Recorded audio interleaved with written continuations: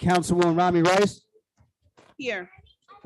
Councilwoman Organ, Here. Councilman Bagan, Councilman Kaplan, Deputy Mayor Schwartz, Deputy Mayor Katz, Mayor Dunleavy. Here. Adequate notice of this meeting has been provided by resolution number 265-2021, sending a copy to the newspapers officially designated for 2022 by way of resolution number 4-2022, filing a copy in the township clerk's office and posting it on the municipal building bulletin board, and the mayor hereby directs that this statement be included in the minutes. Thank you, Doug. Good evening, everybody, and welcome. Tonight, Township Administration present at tonight's meeting are Dean Kaczynski, Township Manager, Doug Roussillon, Township Clerk, Kristen DeNorcia, Deputy Township Clerk, Thomas Rowe, Deputy Township Manager, Luis DePass, Manager's Assistant, Ron Goodman, Volunteer Cablecaster, Clarence Barnes, Building Maintenance, and from the law firm of Trank, Isabel Siddiqui and Shadanian, John Shadanian. For the public's information, we are currently holding a hybrid form of meeting. We have people in person here and on Zoom. If our Wi-Fi at the municipal building has an issue where the Zoom meeting drops, can we close those doors, please?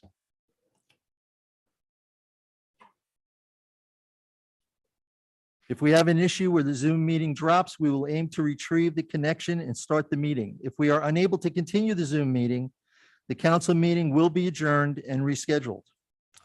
If attending this meeting in chambers, remember the CDC in New Jersey is recommending individuals wear face coverings indoors and in public spaces. And if possible, try to social distance.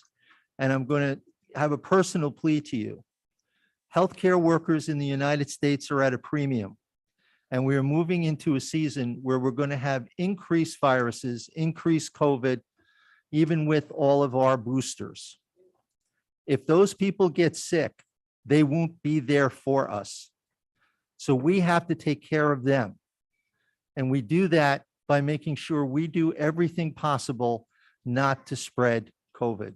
So please, please, please consider wearing masks, especially in closed places like this. And think as we go into the holiday seasons, you're going to be around people who you may not know who they have been with. Please consider social distancing because it will help the healthcare system as well as your health and the health of your loved ones. The next televised council meeting will take place on Tuesday, December 13th at 6:30 p.m. The public portion will begin at 8 p.m. Municipal offices will be closed Thursday and Friday, November 24th and 25th, in observance of Thanksgiving. Council met in closed session to discuss the following: advisory board interviews, COVID update, DPW project, health insurance, personnel, ethics board, legal issues and/or opinions regarding any items on the open session agenda, litigation updates, and Oprah. I also want to remind the community that tomorrow evening at, I believe, 7 o'clock, we will have a candlelight vigil here on the municipal green because of the Colorado killings at that LGBTQ club. A bunch of people from the town wanted to do that, and so we're going to have that tomorrow at 7 p.m. here on the green.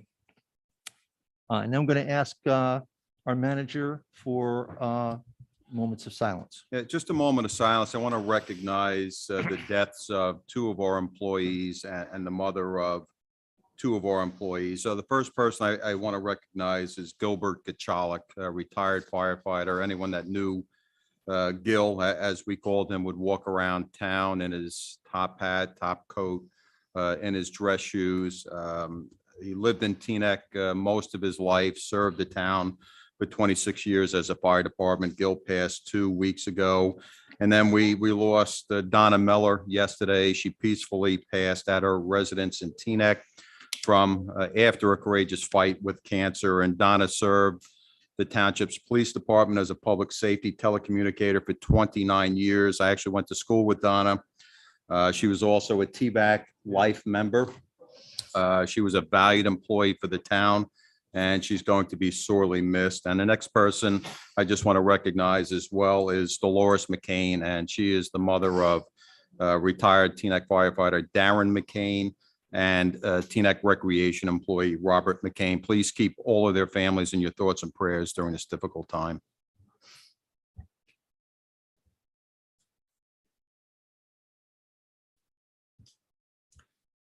Thank you. All right, next on the agenda, we have public safety promotions.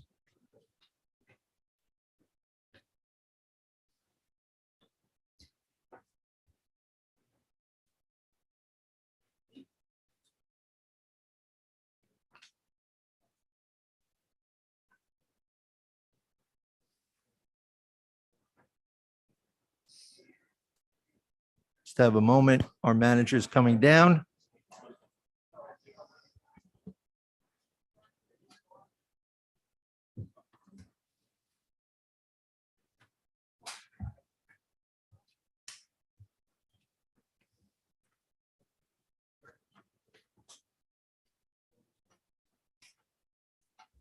Seems as if we're in this position every meeting with fire promotions due to retirements on the police and fire departments, but it's certainly a great time. I really enjoy this moment. It's a time to recognize the great work of our police and firefighters as they move up the rank to lieutenant tonight. And the first person we're going to recognize tonight is firefighter Harold Haynes, who will be going from firefighter to fire lieutenant. I'm going to have Chief Birchdahl say a few words before we swear Harold in. Good evening. Again, thank you, council, for always supporting the fire department, giving us the funding and the personnel we need to continue to protect you and save your lives. And again, thank you, manager, for all your support. A little bit about firefighter Hayes. With him tonight is his wife, Jessica, his daughters, Harper, his twin sons, Hunter and Hudson, his parents, Lorna and Rudy, mother and father-in-law's brother, Howard, sister-in-laws and brother-in-laws. Harold was hired in 2014. He's been a firefighter for 8 years for us. He attended all Teaneck High School, graduated Teaneck High School in 1998. He has a bachelor's of science degree from Tampa, Florida. One of the unique things about Harold is he always comes to work ready to work, like beyond ready to work, like with full energy, with lots of enthusiasm. And I'm only going to read a very short list of the things he's involved in. A lot of these things he takes upon himself. For example, he literally manages the entire flashlight, and you wouldn't think that's a big deal in the fire service, but he repairs, maintains, fixes all our flashlights. He does the same thing with all our radios as well, which is a huge, huge benefit to us, and as well as a cost savings to the residents of Teaneck. He's involved in the current radio grant program, which allowed us to get numerous dollars from the federal government in order to replace and upgrade all our portable radios. He's involved in our municipal alarm system, which are, as you go around town, you'll see these red boxes on either both commercial buildings or poles. If you pull them, that's instant access, instant notification to the fire department for us to respond. He helps our OEM director, Larry Robinson, with maintaining that system. He's one of the few. I can't thank him enough for all he does for us. A great asset to the department. We're very proud to have him and be able to promote him tonight. And we know he's going to do great things going forward. Thank you, Chief. And I assume every firefighter comes in enthusiastic every day for work, and just not firefighter Haynes. Just quickly, again, I know I go over this all the time. This is probably the most difficult level to reach because you're competing with quite a few men and women from the police department for their promotions, for the fire department for their promotions. So this is the biggest hurdle. I expect great things from you. We've spoke. I expect great things from you to move up to the ladder. So again, the civil service process, of course, is you got to hope for retirements. And over the past 2 or 3 years, we've had quite a few of them. And there's been a lot of opportunities here, but it requires dedication, commitment, sacrifice, not only from firefighter Haynes, but from his family, because there's a period of time that you just want to be left alone to study and be prepared for the civil service test and hope that you score well. So I just want to congratulate you. I know it was a tough road and you have this opportunity now. Make the best of it. I'm sure you will. And who's going to come up and with you for the swearing in? Okay, come on up. Okay, you can stand to my left and face the, we want you to face the camera. You want to hold this with me? Here, stand right where I am. Hold that for your dad. Come on over. Left hand on the Bible, raise your right hand. Let's face the camera so you're on camera. And Harold, repeat after me. I state your name. I, Harold Hayes, Do solemnly swear do solemnly swear that I will support the Constitution of the United States that I will support the Constitution of the United States and the Constitution of the State of New Jersey, and the Constitution of the State of New Jersey, that I will bear true faith that I will bear true and allegiance to the same and allegiance to the and to same the governments established and to the governments established in the United States in the United and in States this state and in this state, under the authority of the people, under the authority of the people, and that I will faithfully, and that I will faithfully, impartially, impartially, and justly perform and justly perform all the duties of the office of lieutenant all the duties of the office of lieutenant of the Teaneck Fire Department of the Teaneck Fire Department according to the best of my ability. according to the best of my ability. So help me God. So help me God. Congratulations, Lieutenant.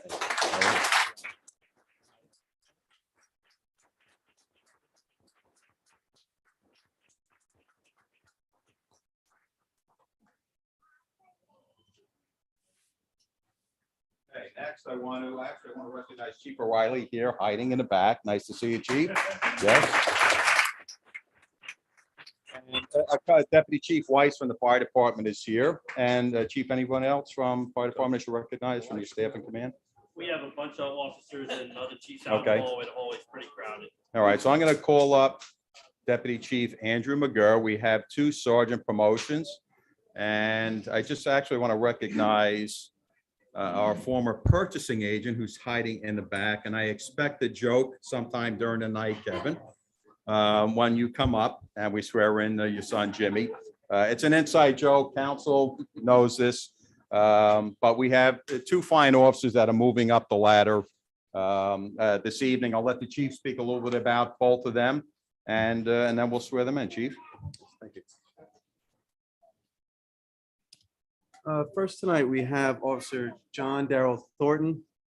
For those of you who don't know, his mother, Veronica Thornton, worked at the Teaneck Police Department. Actually worked with your mother for 23 years.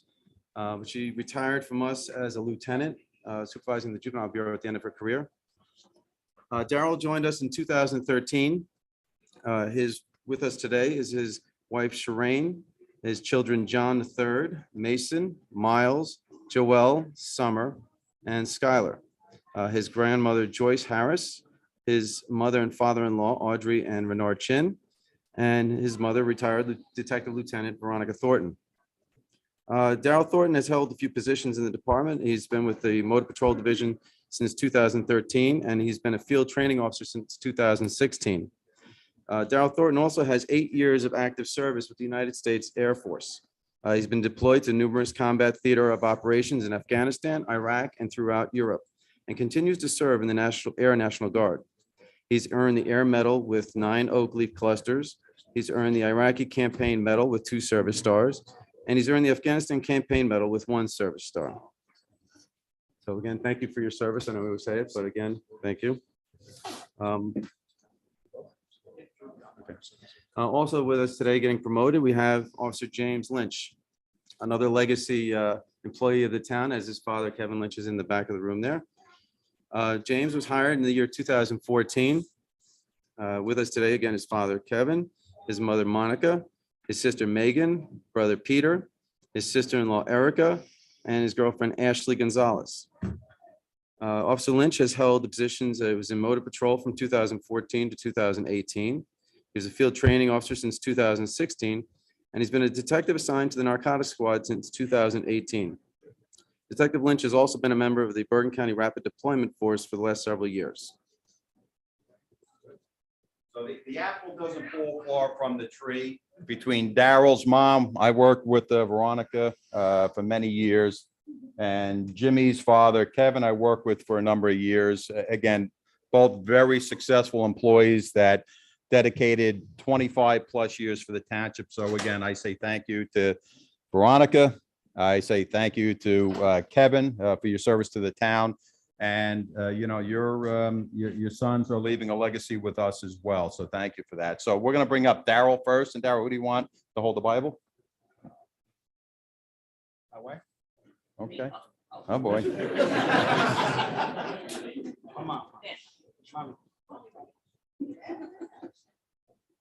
And we're going to face the camera, Daryl. Yeah.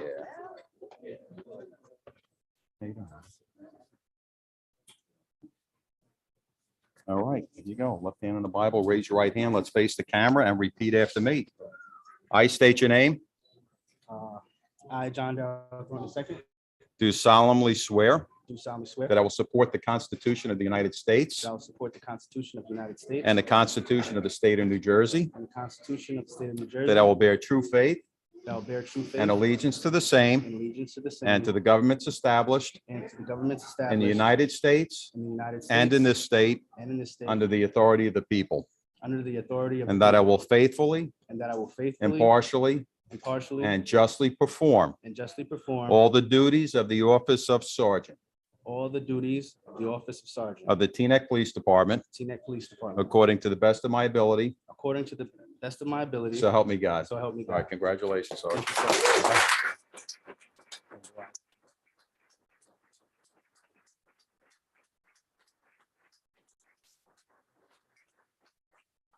Jim, who's coming up? My girlfriend Ashley. All right, Ashley, come on down. Okay, we're gonna face the camera.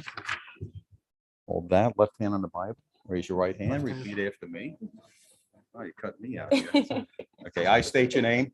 I, James Lynch, Do solemnly swear do solemnly that I swear will support the Constitution of the United States that I will support the Constitution of the United States and the Constitution of the State of New Jersey, and the Constitution of the State of New Jersey, that I will bear true faith that I will bear true faith and allegiance to the same and allegiance to the same and to the government established and to the government established in the United States in the United States and in this state and in this state under the authority of the people, under the authority of the people, and that I will faithfully, and that I will faithfully, impartially, impartially, and justly perform and justly perform all the duties of the office of Sergeant all the duties of the office of Sergeant of the Teaneck Police Department of the Teaneck Police Department according to the best of my abilities. according to the best of my ability. So help me God. So help me God. Congratulations. Thanks.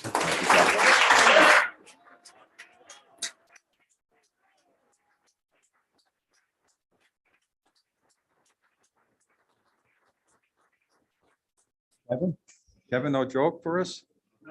Not tonight, okay. All right, so that, council, I'll turn it over to you for your comments. Go ahead. Thank you, Mayor, and congratulations to all this evening. It's always one of the best parts of our evening, especially when we can promote our own, and especially those who are from Teaneck, born and raised, and second generation employees. I met Veronica recently and was speaking to her, having transferred back up from Florida, and how excited I was that her son was also on the force. So now to see you actually elevated is just an exciting thing for you both to be elevated this evening. And I always never will fail to mention the special place that firemen hold in my heart, because my father was a fireman here in Teaneck. So I always want to make sure that I make mention of that. And when my father was on the force in the 60s and 70s, it wasn't a great place. Although he shielded me from it, there was a lot of racism and a lot of encounters that he had that I was never privy to. It was actually a chief that shared with me the challenges that he had. But I know that the character of him made a difference. And I know that your character will continue to make a difference. And to your children, I know those holidays and Christmases and times and Thanksgivings when your dad is missing. I hope you know that we greatly appreciate your service. Thank you so much. Can I just ask those that are in the hallway to hold it down while we're having the meeting here? Thank you, Mr. Mayor. I'll be quick. I just want to say congratulations. Thank you for everything that you do to help keep our hometown safe. And please continue to keep up the good work. We appreciate you guys. We love you guys. And thank you so much. Congratulations.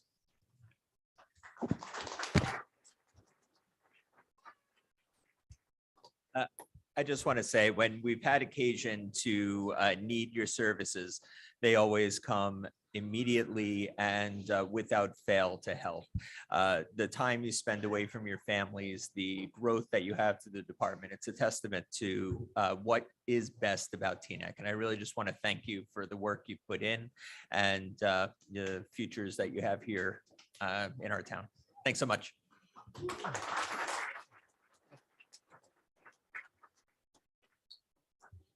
So to Lieutenant Haynes, I hope that your enthusiasm stays with you through a very long career here in Teaneck. To Sergeant Lynch and Sergeant Thornton, thank you for your service here and abroad. And I think the nicest part of this for me was watching your colleagues clap for you and seeing how happy they are for you. And I know that you'll make great leaders for everybody here. So thank you. So thank you very much for your service. I look forward to seeing you guys still on the road and guiding the younger guys. I know it's hard to, the younger guys keep getting younger, or maybe we stay the same age. Also, just want to take this opportunity to everyone out there. There's more tests coming up. As you see, we've been filling these positions. So please spread the word. We need good people. There's more tests. It's a long process. It's a great process. And you get to listen to us talk up here. So please spread the word. Let's get some everyone signing up for those fire and police tests. Thank you.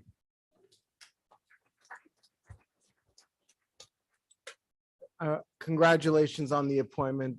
Teaneck is very fortunate to have the best fire department and police department in the state, if not the country.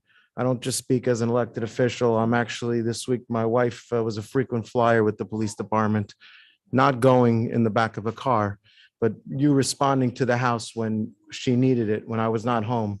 And we're very appreciative of the quick response. And we get that from all of our emergency services and all of our services in Teaneck. So thank you very much. And congratulations. And most important, stay safe. And I'm sorry. And I just want to recognize our outgoing chief. Chief, thank you for all the years of your wonderful service that you've done for Teaneck.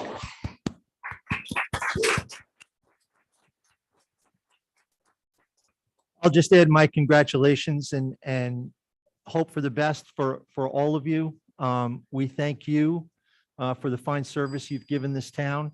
And I thank all your fellow officers for the work that they've done. This town could not be the town that we are today without your work, without keeping us safe and keeping us free from fire. So I thank you from the bottom of our hearts. Thank you.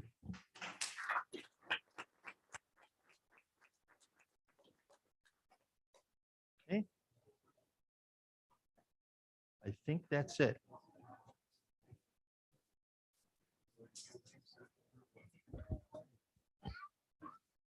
We'll give everybody a moment who wants to leave, and then we'll proceed on with the rest of the meeting.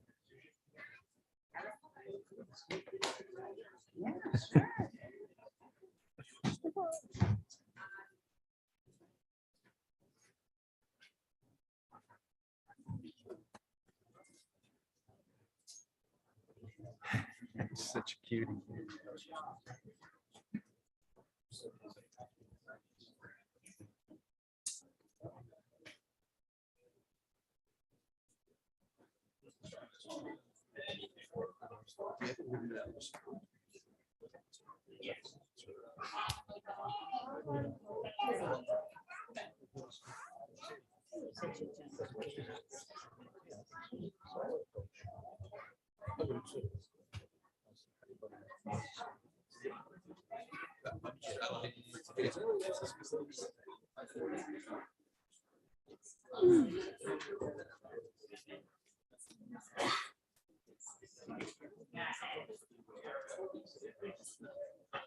Okay.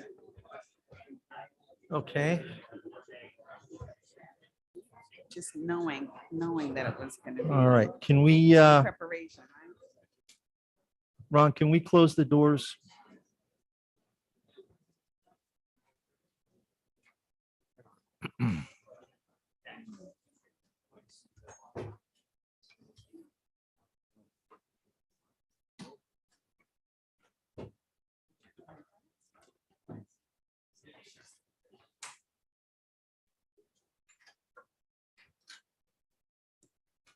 Okay.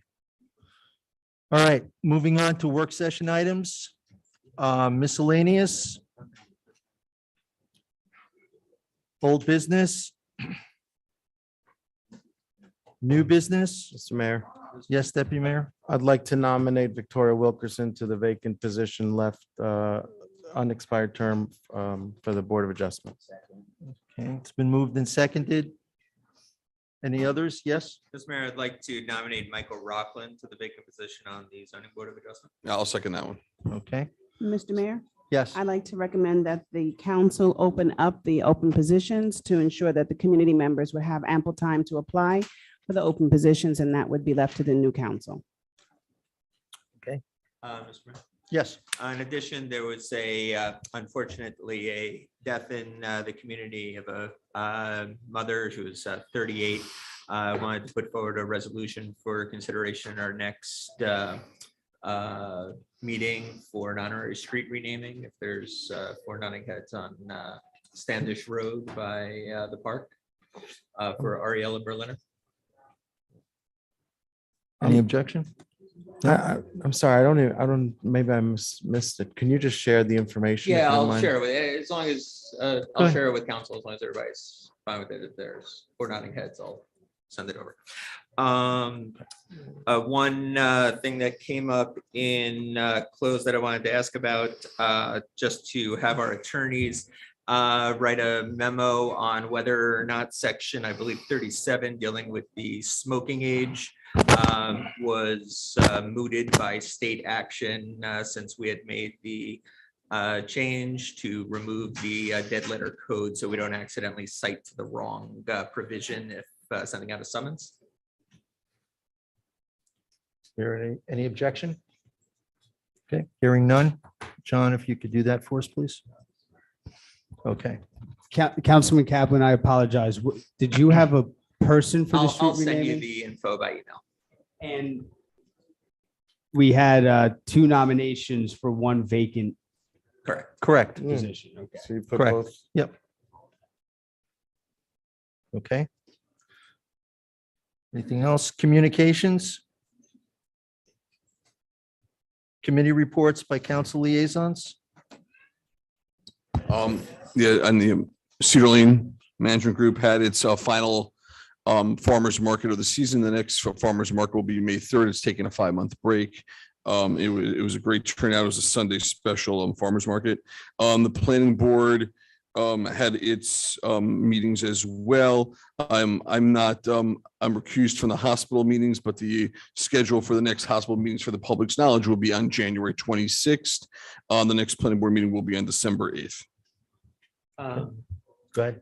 The Environmental Commission met. They did have one open question. If, John, you're able to opine with them on when they have a reorganization meeting in light of the change of when elections were, if they should change or not. I said my thought was that they should revise their bylaws, which would be an internal decision, but that the attorney can opine with them to for the TikTok there. The Board of Ed recently had elections. They'll have a reorganization, I believe, on the 4th for anybody that wants to attend. And we'll give you an update at the next meeting about the library. Okay, any other council reports? Yes, the Youth Advisory Board continues to add members. They did have an agenda item that they'd like to add to the next council meeting with regard to AEDs and their access to various fields and sports events, but that will be actually listed on next month's council agenda. Anyone else? Okay, moving on. Council listed items. New Jersey League of Municipalities Conference attendance for council elects. Councilmember Rice. Yes, Mr. Mayor, as we have recently changed our council elections and timeframe, typically the league holds their conference every year. And I think I'd like to make a movement that we include those elected, even though they have not been sworn in as of yet.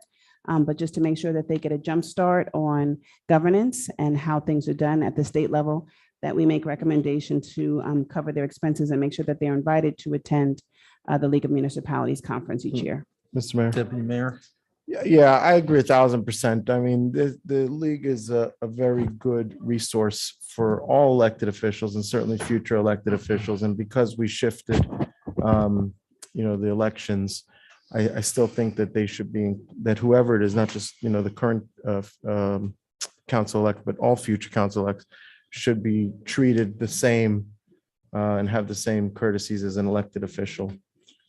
I just had one logistical question. Doug, you might be able to answer it. Is there a time frame that we have to register for before the conference? There is an early bird pricing versus a non-early bird pricing. The early bird pricing is obviously preferred. That's why we try to get all of council or any employees going registered way before that time. I think that typically comes around the beginning of October, closes towards the middle of October. And then there is a point where like a week before the conference, you can't get it online anymore. You'll need to pick it up at the conference. But if your question is in regards to like when someone is elected or not, I don't Right. think that makes a difference. Oh, they do need to be an elected official, but the township could, reimburse whoever they see fit. Okay, all right. I just didn't know if there was a logistical issue there. Okay, good. So is there any anything we have action to, is there anything we have to change? I don't think there is. I don't think there's anything. Commission of expenses by the individual council, which is vote on bill list to approve. Okay. I think it's a great idea. I'm just curious how other towns, because a lot of them have November elections, how they handle it. I was just curious. I don't know. Okay. I don't know. I don't know. I Do think it's a great Siobhan, idea. I do was you just know? wondering, with most towns are now in November. I was just wondering how they Yeah. handle the situation. I'm sure we can contact the league. We could probably contact the league and find that out. But I think that regardless, I think that we want to make sure that our elected officials are clearly informed and understanding of how things are done and get trained. and I hit the said it was a ground good running. idea. I was Yeah, I curious think it's a how good idea. others, But I'm sure the league would provide that answer. Okay. All right, moving on. Northern Valley Greenway. Yeah, so the Northern Valley Greenway is an initiative to create a state-of-the-art recreational pathway and linear park for walkers, joggers, and bicyclists in Bergen County's Northern Valley. And it actually sounds like a wonderful idea. It's going to use existing CSX rail lines.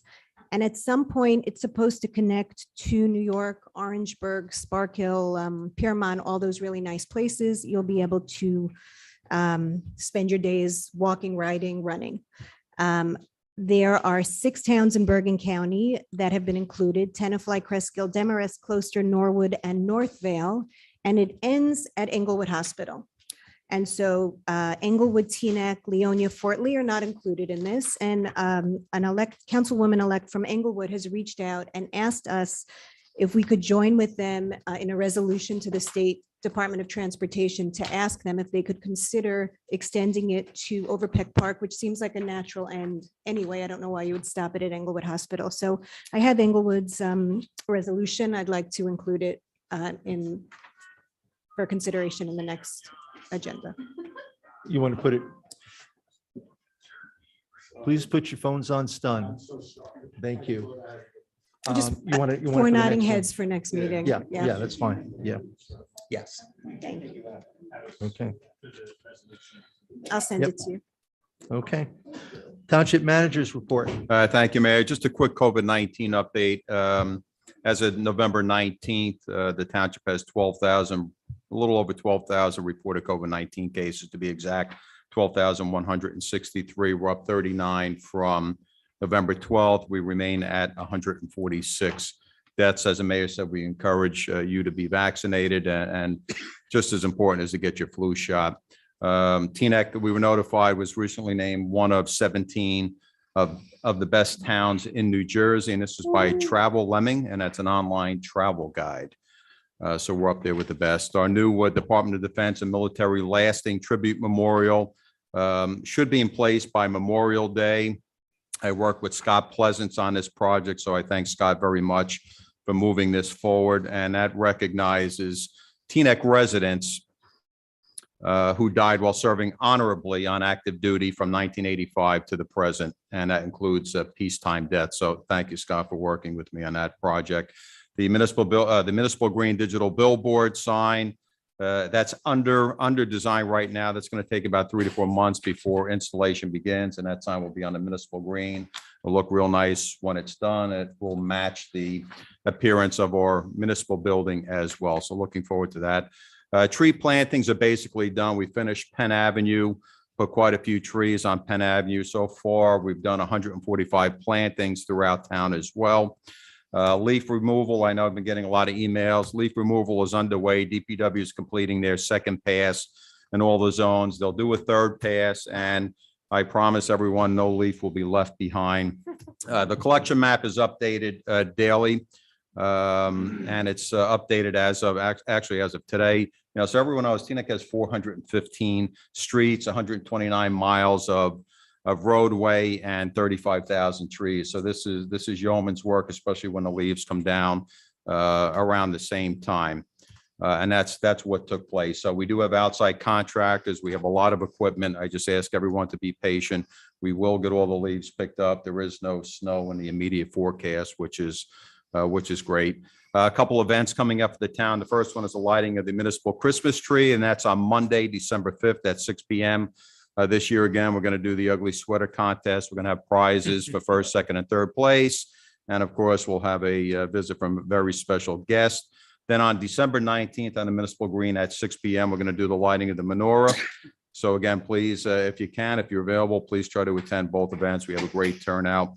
Doug and I accepted the Bronze Sustainability Award at the League of Municipalities last week. We're going to work very hard to bring that up to silver status.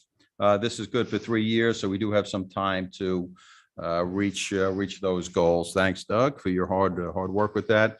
The police department, just get everyone update where we're at with hirings for police and fire. The police are just finishing up the firefighter backgrounds. We're looking to hire 8 candidates, and that's for the January Fire Academy class. And we just received the new police list, and that was only 2 weeks ago.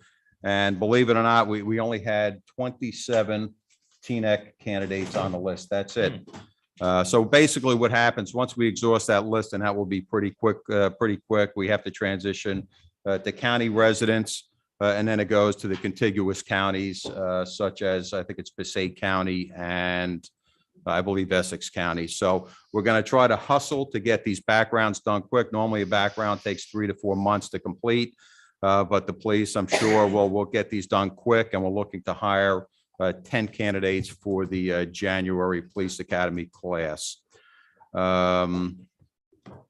I also wanted to mention that, you know, we have, and this is great for the community, we have 5 active and 1 retired Teaneck police officer who are working in coaching positions at Teaneck High School. And this is just such a great way to build that trust and break down, you know, that bridge and that gap between our youth and law enforcement. So I think that's a great accomplishment. So 5 active and 1 retired, and they're serving as coaches up at Teaneck High School. Effective December 1st, I'm going to be appointing Rashid Lawrence, Leonardo Vasquez, and Malik Baker to the position of labor with Public Works. That completes the openings that we have there right now. Next week, I'm meeting with the Teaneck postmaster. I emailed him. He called me up, and we're going to discuss the mail issues in Teaneck. So I'm looking forward to the meeting with him. Thanksgiving Day, we're offering a hot meal to anyone that needs it, especially our seniors, veterans that may need it, and that's at Rain, which is located at 399 Water Street, and that will take place Thursday between 11 a.m. and 1 p.m. We just received a $38,000 DCA grant, and that will be used to purchase new turnout gear for the fire department. The 2021 roadway project is complete. There's some minor punch list items that need to be completed, but we'll get to that soon. And the new windows for the municipal building are in. They're going to start work replacing all the windows in this building, including this room and everywhere else the week of December 5th. So that work will start. The box culvert, Mayor, that's on order. We expect delivery sometime in January. That's for Bell Avenue. And work will be done by Sanzari to help out with flooding in that area.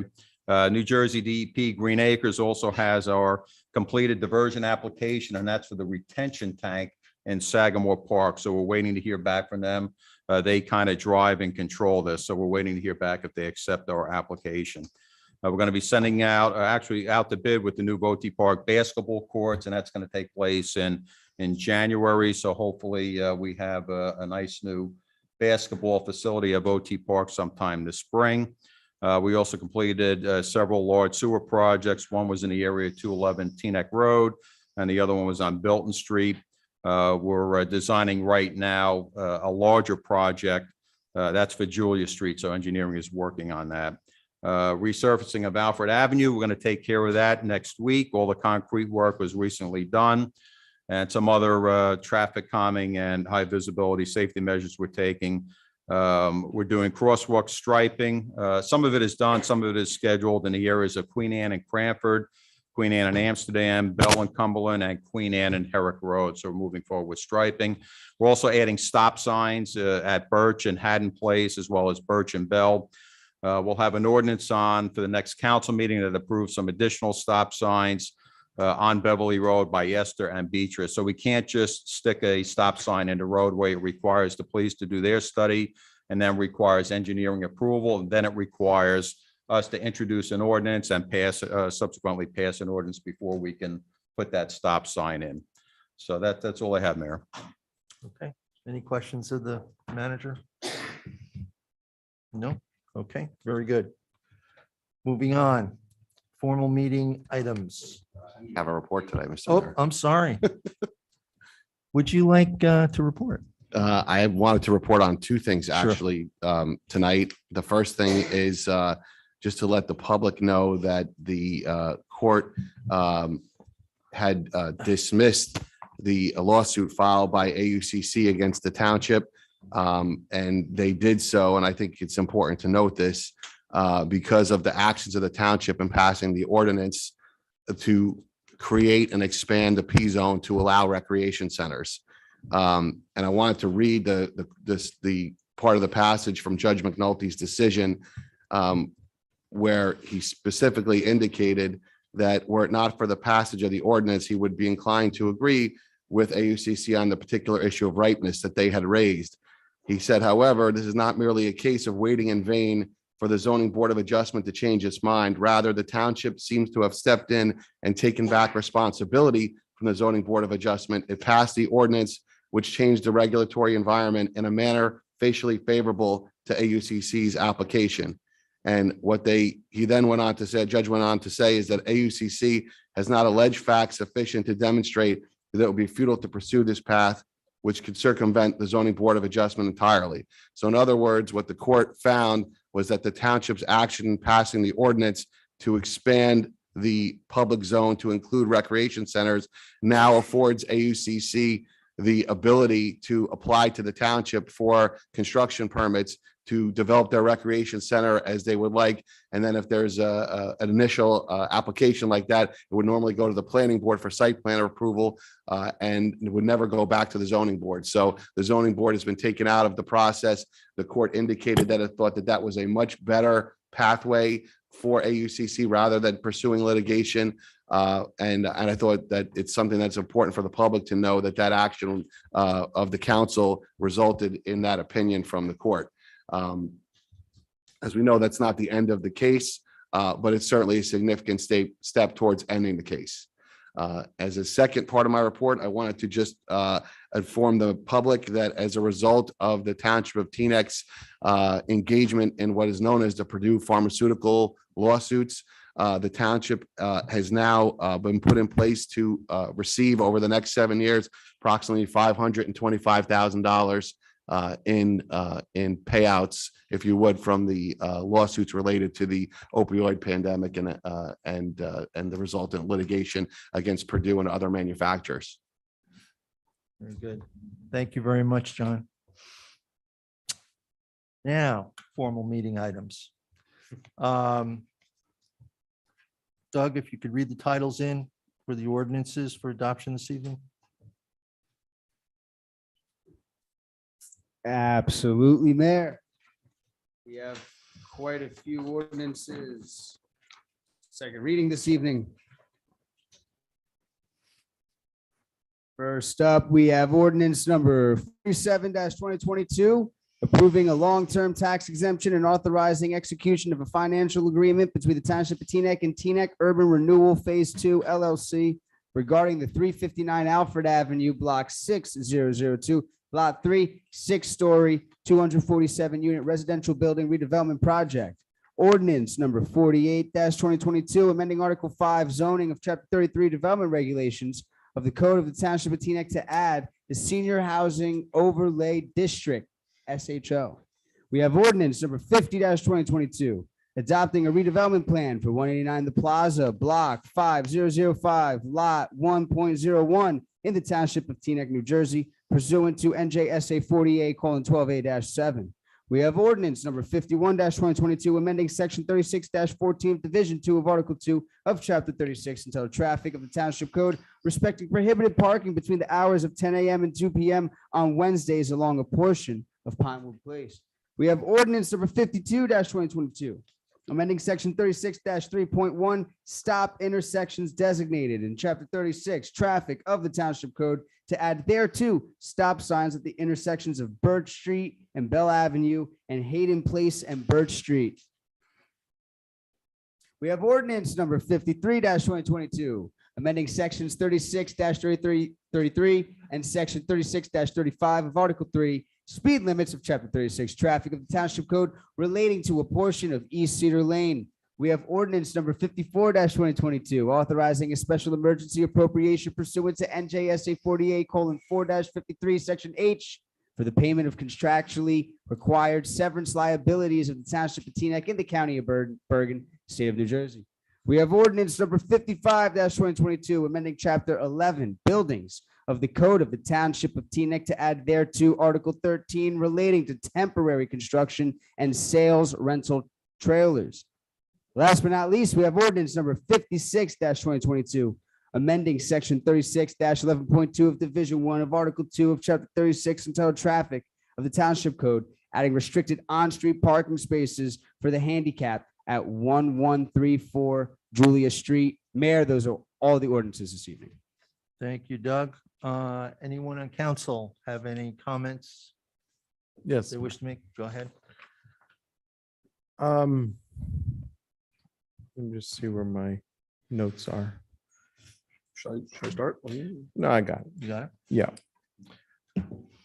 I want to specifically, without pulling it, call out ordinance 48-20222, amending this Article Z zoning, which is providing a senior housing overlay zone.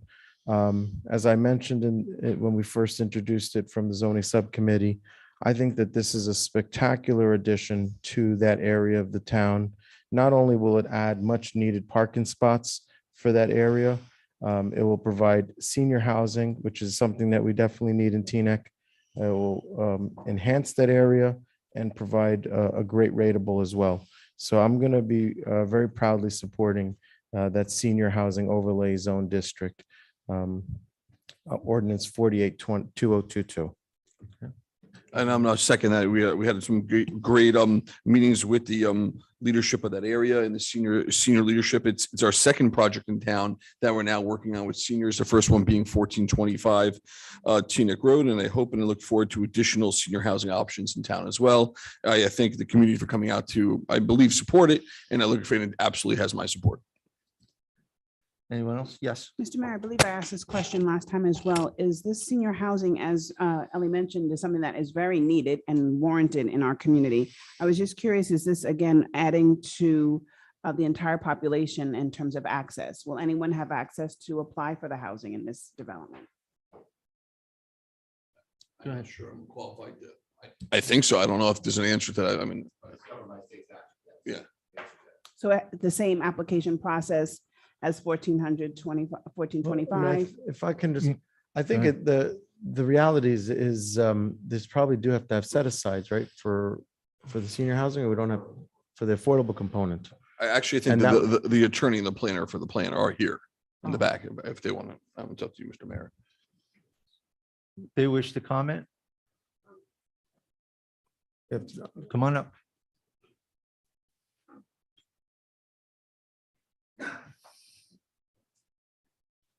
For the record, my name is Wendy Berger from the firm of Cole Schatz. And Fran Reiner. Fran Reiner, professional planner with DMR Architects.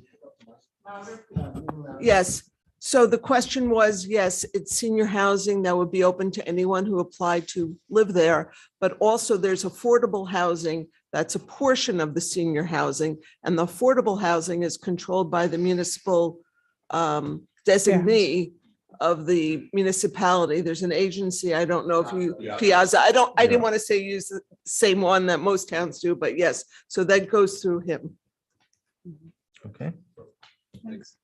And we're here if you have another question. I just want to say, Fran, it's good to see you here. Would love to have you as a planner to do more holistic plans, so that as you've done in Hackensack. So thanks for being here tonight. Thank you. Well, we hope this is the beginning of that. I second Councilmember Rice. It's good to see Fran Reiner. And I like to see more of the Hackensack buildings. And we'd like to see you here. I don't want to look like Hackensack. I want to be on the record for that, but I'd like, Okay. I know that you work very hard and comprehensively in the development in Hackensack. And I just think in working with your master plan, including the residents, I know that there was a long, arduous process, but that the residents were happy to be included in that process. And I would just only hope that we can do the same here. Mr. Mayor. Yes. I had a quick question about ordinance 55-2022, maybe best for the attorney. I spoke with the manager about it previously about the temporary construction and sales rental trailers. My one concern is that we don't define what a rental trailer is, either by dimension or what exactly it looks like. And it's in the buildings chapter for 11 instead of 33 under the zoning code. So I just wanted to check how exactly will one know what qualifies for this ordinance versus not? Councilman Cabinet, Mr. Mayor, I'm sorry. I was thinking about your comments because we spoke about it. What if he added the word rental office trailers? I Is think that, like is something that a that, de minimis change that we can just? yeah, I'm fine with that. Would that make Just- it just so we, clarity? You know, have clarity on what Yeah, because, exactly it's for. right, because a rental trailer could be It could be anything. anything. Right. Okay. So I'm sorry, along those lines, what are the definitions then? You're saying a rental office, this is temporary. Right. Well, the ordinance requires that it's temporary. They don't get their C of O without getting rid of the office trailer. Some places have an office where, you know, in the building, they'll sell or rent or whatever it is for the building. Some have, you know, an offsite trailer where they do that business. So this just permits by ordinance, as far as I'm reading it, Mr. Attorney, you can correct me if I'm wrong here, that it would allow this type of trailer. But it says that the trailer needs to go before the C of O is given to them. So by definition, it's going to be So gone. are there any examples? My first thought was the trailers that come up for Christmas trees. I mean, I'm just curious as to what other type of temporary trailers this entails. Well, that's why I brought it up to Deputy Mayor Katz, and I believe he, you know, hit the nail on the head with the suggestion. By saying it's a temporary office trailer, it makes it so that it is the type of office trailer where you go into Temporary a rental office temporary trailer. rental office. Rental You office trailer. go in, you conduct your business, you leave, Because- as opposed to any kind of rental trailer that you might have. And the way it was written right now, what Councilman Kaplan expressed to me was it's ambiguous. It make it look like a resident who might have rented a U-Haul or something like that. Could be technically in uh, violation because that's a I rental. would make a motion to add Deputy Mayor Katz's de minimis change. Second. Second. I'd also like had some questions on, Well, I'm sorry, we're done do with we, that do one? we have to take a vote on it, right? On that particular one, or are we doing them all? First on. Just on the change. Hold on, hold, wait. Before we take the vote, I just want to also comment that we the language of the ordinance, which has been questioned, it clearly states in the application for the permit to get one of these rental trailers, which are described as temporary in the title of the ordinance, that you have to have a description of the construction trailer or sales rental trailer. You have to give an estimated duration for how long it's going to be placed on the private property. And you have to have a diagram to scale showing the proposed location. So all of the requirements with respect to something like this Are there. So required. It's not going to just be, anybody can just put anything on their. Sure. property. There are specific requirements. Yeah, and for sure, my concern was more the people that don't apply for a permit at all, happen to have a trailer on their property, and then might get surprised that somebody made a complaint that this, you know, could apply or not. So we have a motion on the floor and seconded to change the wording and To somebody give me office the morning. trailer. To office trailers specifically, correct? Rental office. Rental Rental office office trailer. trailers. And that was a first from Councilman Kaplan, second from Deputy Mayor Katz, Councilwoman Rami Rice, Yes. Councilman McGahn, Yes. Councilman Morgan, Yes. Councilman Kaplan, Yes. Deputy Mayor Schwartz, Deputy Mayor Katz, Yes. and Mayor Dunleavy. Yes.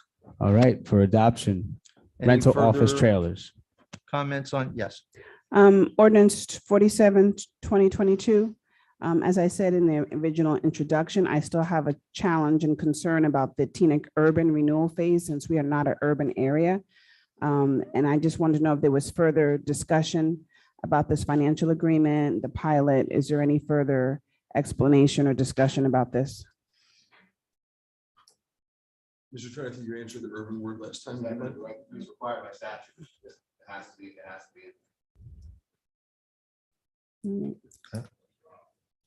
Anyone else?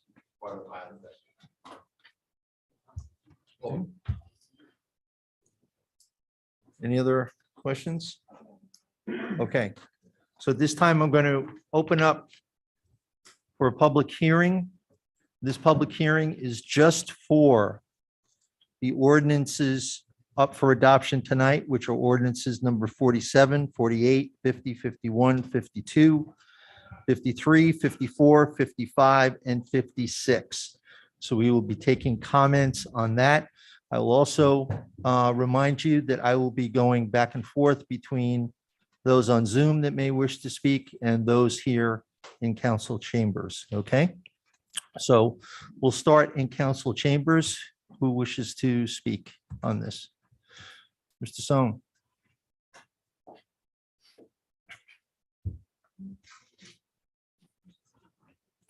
Alan Sohn, a Teaneck resident. Ordinance 54 sets aside $1.6 million, which will be borrowed to pay for retirement of employees. Those employees, in many cases, have worked 20, 25, 30, 35 years. Some of those employees have been here even longer than Deputy Mayor Katz has been. The one thing that they do not have is have had any money, virtually any money set aside to pay these bills.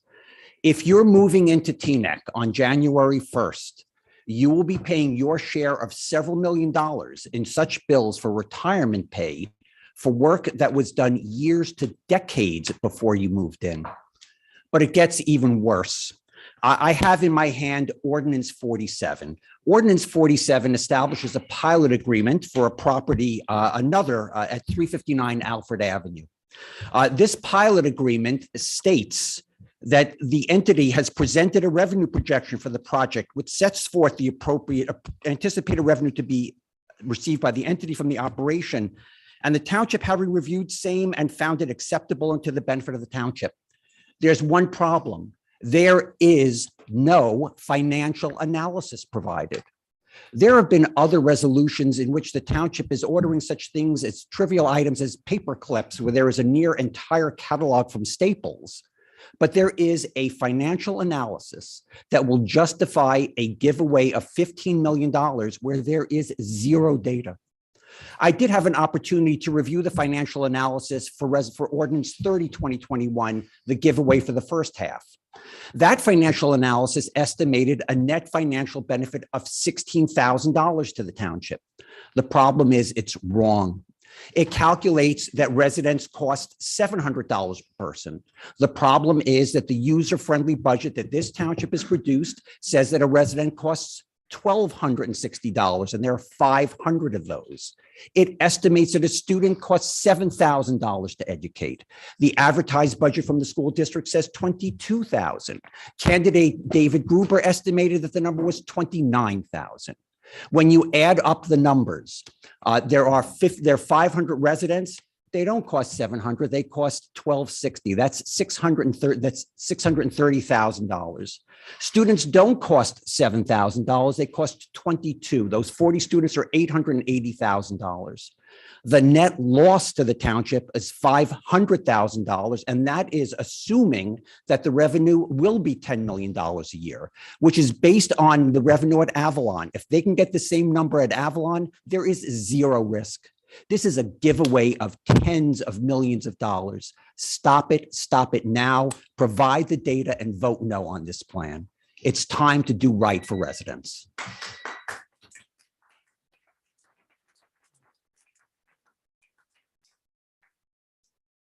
Someone on Zoom? No one? Okay.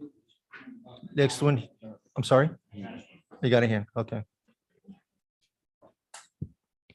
I am bringing in Sandy Silverberg.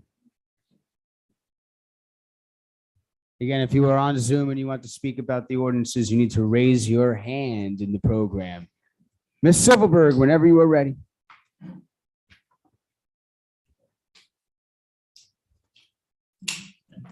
Sandy, I'm here.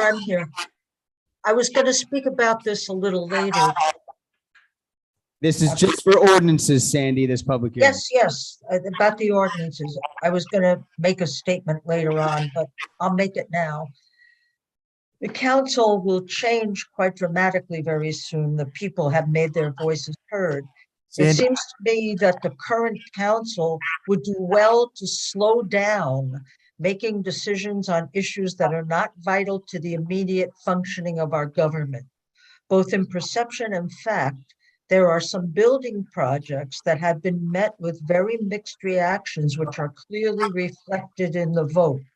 It seems to me that as a kind of lame duck council of 7, with 3 people leaving and 3 new people coming in fewer than 2 months, it would be wise to put the brakes on some construction undertakings, which might, who knows, go forward in the end. That's it.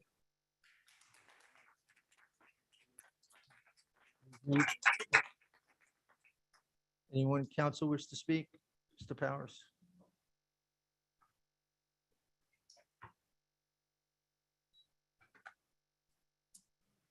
Good evening, council. I'd like to pick up on an analysis of Charles Powers, Teaneck. 47-2022 calls for what we can only assume because we have no other data. As Mr. Persone pointed out, here's this proposal that he suggests is going to cost this town at least $15 million. And we have the claim that somebody, we don't know who, has reviewed it, and it comes out to be in the benefit of the town. Why don't we have the data? What is it about this council that says the public doesn't deserve to know what it is that you folks are doing? Now, let me just point out that you were so sensitive to the issue that Sandy Silverberg just talked about, that you decided not to take this issue up in your October meeting, but to wait till after the election. And why is that? Think about this. If we're right in the analysis that we've done, what this is going to cost this town, the baby who gets born in Teaneck in 2034, for the next 18 years, will be paying part of the $500,000 a year that this town will lose in providing the services to this building, to this developer who we never had anything to do with knowing about, who was not chosen competitively, who simply told you what they thought the analysis should be.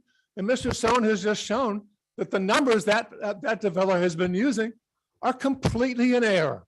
For heaven's sakes, at least table this until you can provide us with the data. Otherwise, you are in clear contradiction with what Sandy Silverberg so rightly said, and I would suggest most of the people in this room would understand. Thank you very much.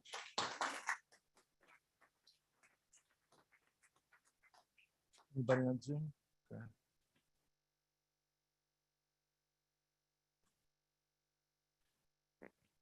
I am bringing in Hussein Halick.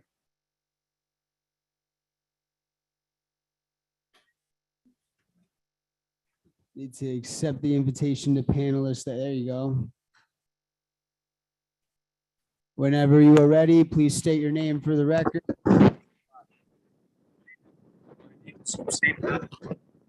Having a hard time hearing you, Hussein.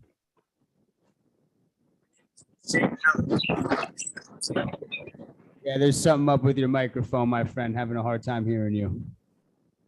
Try again. Give us a check 1, 2, sir. Hussein. Yeah, try check 1, 2 for me. Hussein. Okay, let's. Hussein, we'll.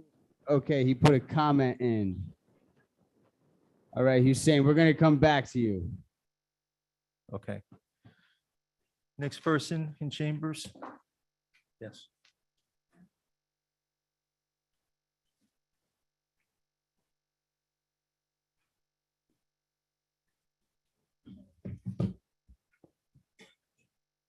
Hi. Hillary Goldberg. The pilot agreement being voted on tonight for Alfred Avenue is a losing situation for the tax-paying residents. New Jersey's pilot program was originally designed as a mutual benefit to both developers and municipalities to entice development in areas in need for either redevelopment or rehabilitation. The goal of the program is to help with redevelopment of local municipalities and therefore increase the rateable base within the municipality. The developers benefit by receiving a property tax exemption during the life of the agreement on the overall improvement to the property. In lieu of this, the developer would be responsible for paying an annual service charge. As with the previous pilot for the original giveaway at the original Alfred Avenue project, there is no financial analysis provided. Even if there were, we know that the numbers would be drastically lowballed for the expenses related to serving residents and the public school students. The estimates for the original half of the building site from McDonough Associates, which we had to obtain via Oprah, showed a net revenue of $16,000 for the entire project. Cost for each of the nearly 500 new residents was estimated to be about $700 each, but the numbers shown on the user-friendly budget are closer to $1,260 each. The user-friendly budget is more than 75% higher than the developer's estimate. At $1,260 per resident, the costs are $626,000 for municipal services, not $352,000, up more than $270,000. I have faith in Dean and Issa that the user-friendly budget number is accurate. The developer also makes a claim that there will be about 41 added students to the public school system, which will not require the construction of new school facilities, and assuming that the additional students won't require the need to hire new staff, the developer estimates a cost of around $7,000 per pupil.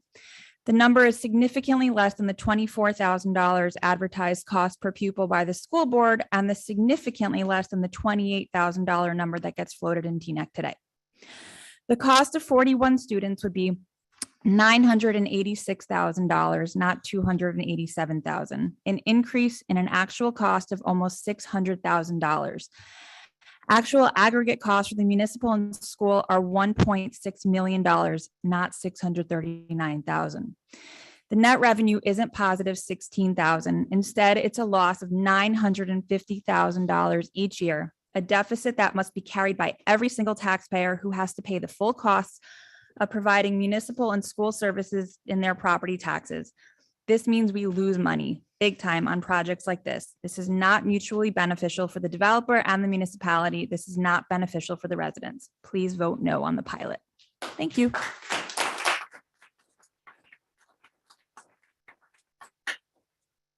We have anybody on? Okay. I am bringing in Laverne Lightburn.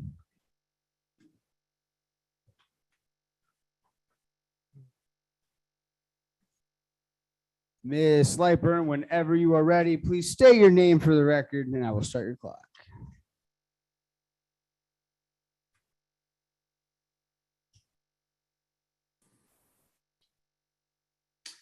Hello, can you hear me? Loud and clear, 3 minutes. Yes, I agree with the previous speakers. I would like to ask for you all to put this on hold and wait for everyone. This is pretty much the area, but I wanted you all to make sure if they're talking about the students we know for a fact right now is $22,000, but we're not even including those students that probably out of those 41 children, they're going to be at least half of them that's going to be special needs, which is also double the price. When I say that, because a lot of these kids are also bust out and need special services. So I would like us to get a financial report, because from what I know right now, just me not even getting as deep as Chuck and Alan did, we're losing money. And that's all I have to say. Please table it until y'all can get a financial, a better financial look about what's going on with this building. Thank you. Thank you, Laverne. Thank you, Ms. Lightburn. Howard?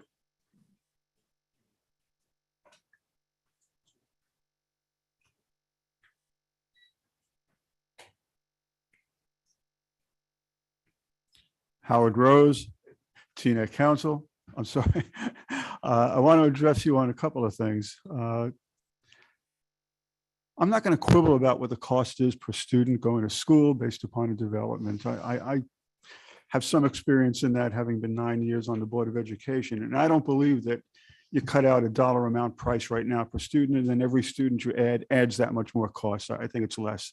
A lot of the cost just melts in with what's going on already. I'm more concerned with the fact that there's a giveaway called a pilot program. Now, I use simple terminology. What I understand is it's something that allows you to enable a developer to make an even greater profit on a private development than they would ordinarily. And if whomever you've selected clandestinely, behind the scenes, behind closed doors, behind our backs, I'm wondering, who cares who does it? It's the marketplace. If this person doesn't do it, with or without a pilot program, someone else will. Again, it's called the marketplace. Why are we giving such a substantial giveaway? Because it all boils back down to tax dollars. You don't need a pilot when the airplane has no wings. Thank you.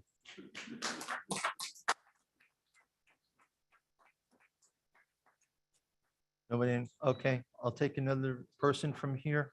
Yes.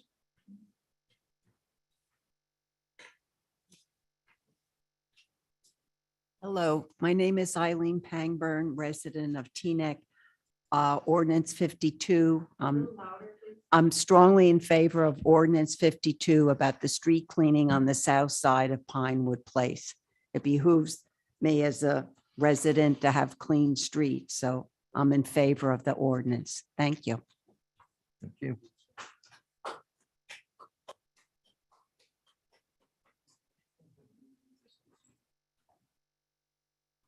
I'm bringing in Miss Denise Belcher, Councilwoman-elect.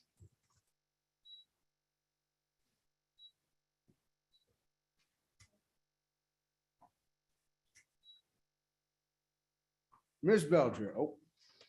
There you go. You're ready. Please state your name for the record. I will start your clock. Good evening. Can you hear me? Yes, loud and clear. Okay, perfect.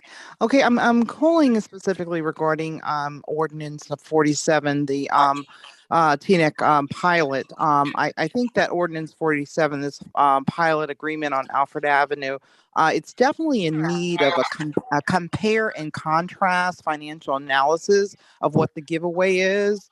Specifically, I believe it's really in the best interest of our township to offer a compare and contrast financial analysis so that we can really kind of see transparently into what exactly is being given and what's being given away.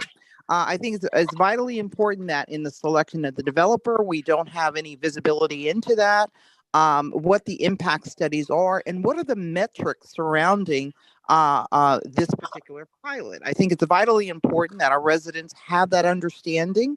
At the minimum, understanding the benefits to the township. What are the benefits? And an analysis, a financial analysis, will help us to assist in demonstrating the return on investment and to help our residents really understand the payment in lieu of taxes. Numbers matter. They matter, vitally important, and especially in these development projects that are enduring for years and years.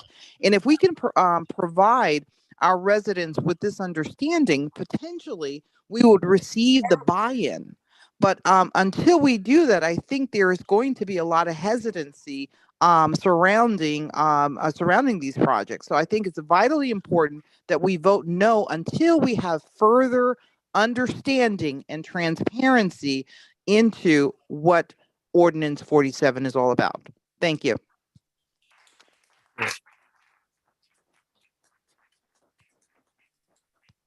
Anybody on Zoom? No? Back there, sir?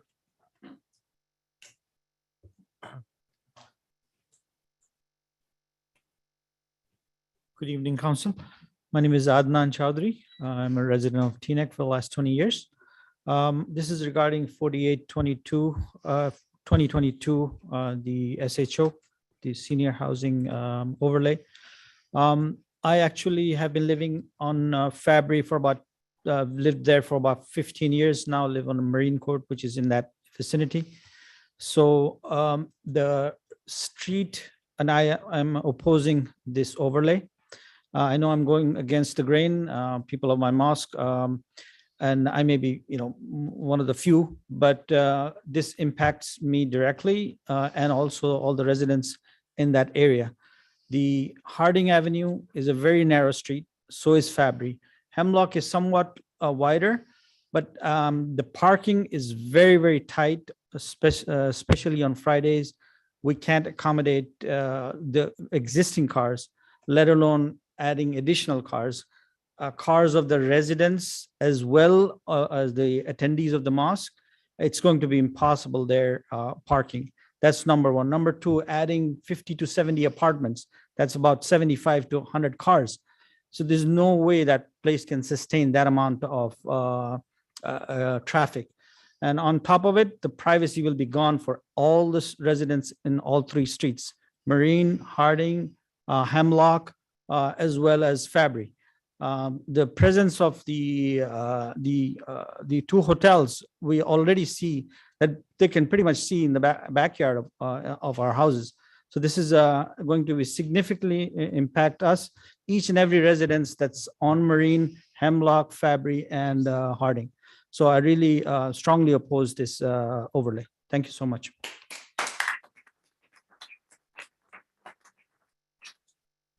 Anybody on Zoom? No?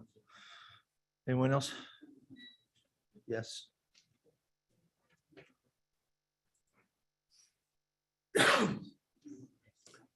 Jerry Rosano, Teaneck resident. Speaking in opposition of ordinance 48, 2022 for the senior housing overlay zone. I'm not afraid to say that I'm a longtime resident of Hemlock Terrace. And my family goes back to the 50s, continuously living on Hemlock Terrace. I've been there before the mosque. I have no problem with the mosque being there. However, it seems like whatever the mosque wants, the mosque gets. Hemlock Terrace was a dead-end street until, I don't know, probably 90, 92. And the town came along and said, well, the mosque needs to get emergency vehicles into the mosque, and Fabry and Harding are too narrow. So we want to develop your street so it's wider, so emergency vehicles have access to the mosque. Sounds great. They billed my father $12,500 for 125 feet of frontage to develop a street that benefited the mosque. Back in the early 90s, $12,500 is a lot of money. I think my father at the time was making $45,000. So, basically a quarter of his salary right out the window. Then you have as a result of that, you have a building lot that was created due to Kilmurray Drive being implemented, part of that whole redevelopment there, or the street, I should say.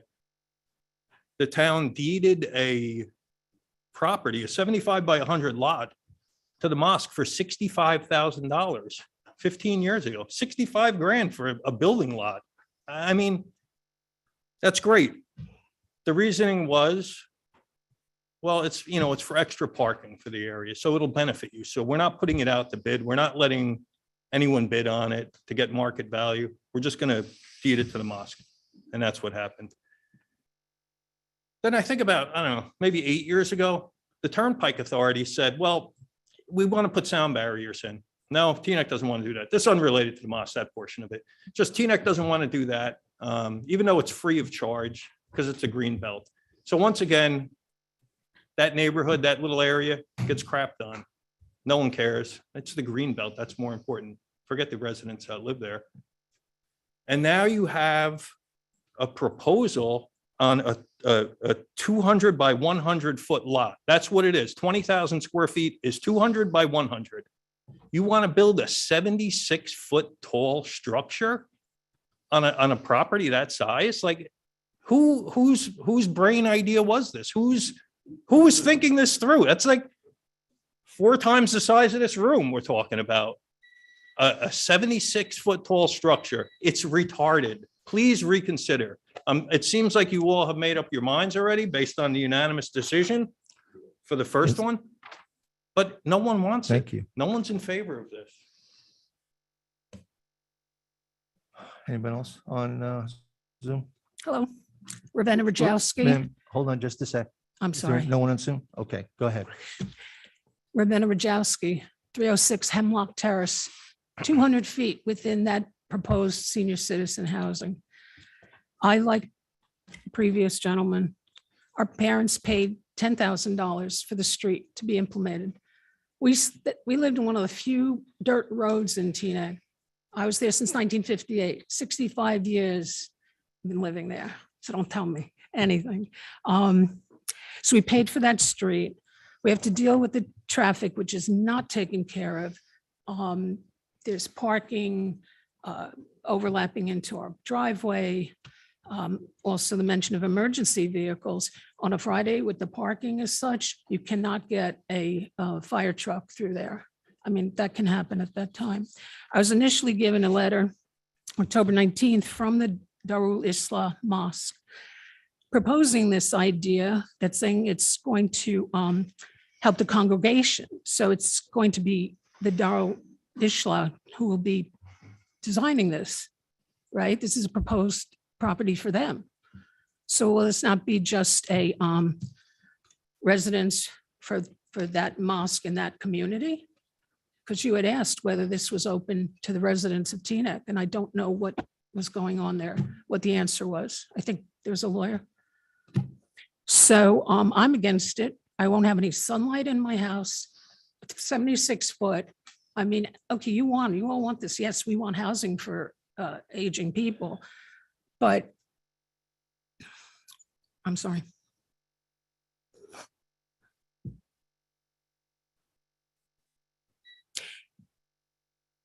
You're going to sort of like take away anything we had as far as property, privacy, other impingements that a building like that would cause, population. They have all different design as far as they want to have community rooms. There's even a mention of pools and all kinds of things. I don't know where they're going to fit in this 20,000 square foot property, but those are my points. I go against it. I know there's just 3 or 4 of us, but it's our area. And like I said, I've been living there for 65 years and the taxes we pay. So it just seems like, if somebody wants it and they said, oh yeah, it's great for this and that, but we're not considered at all. So I'm against it. Thank you. Anyone else? Yes, sir. All right, come on up and then we'll go to Zoom.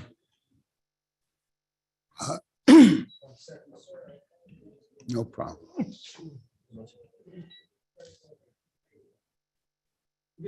Okay, my name is Abner Strauss.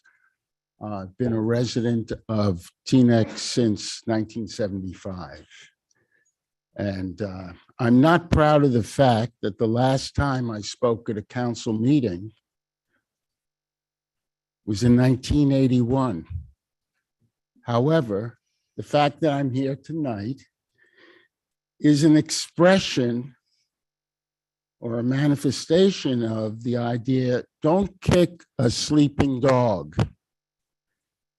And the most recent election demonstrates that the sleeping dog has been kicked.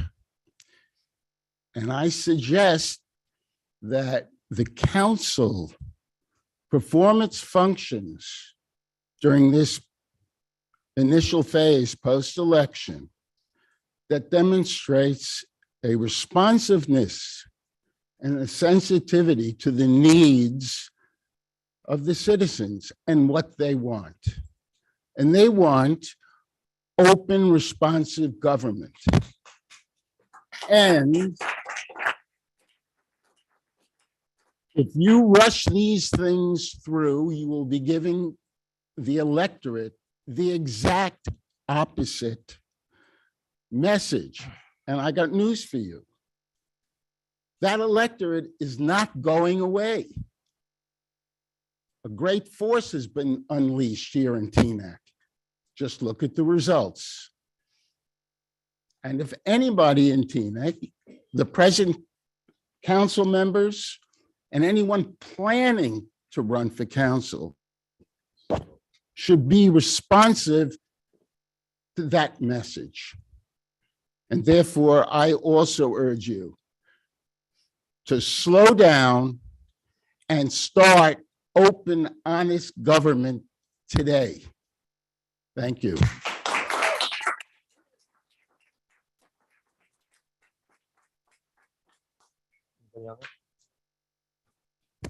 I am bringing in Tracy.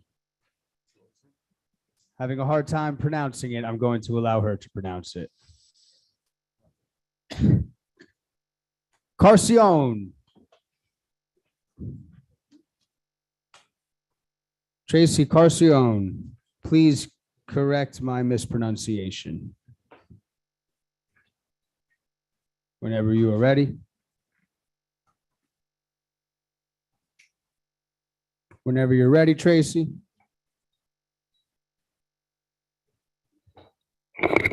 Can you hear me now? Hi, Tracy. I'm getting a lot of feedback from you. How about now?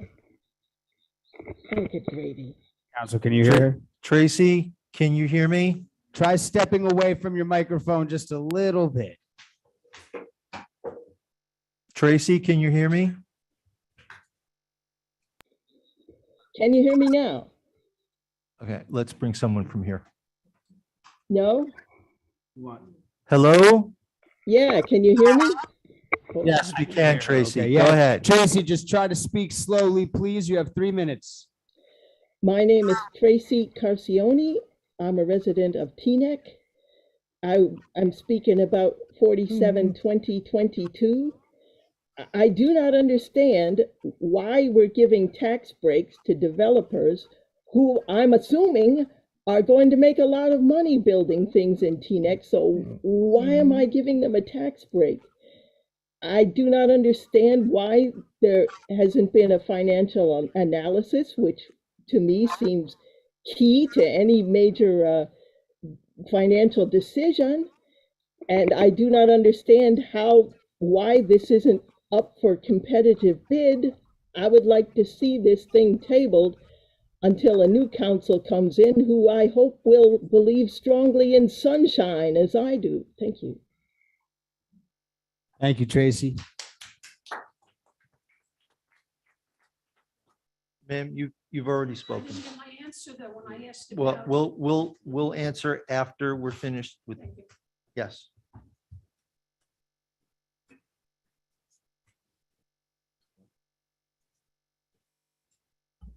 Good evening, Yassina Koryani, Teaneck. First, please allow me to express my sympathy with the folks that spoke against 48-2022 who said that in the past they were charged for a road to be expanded.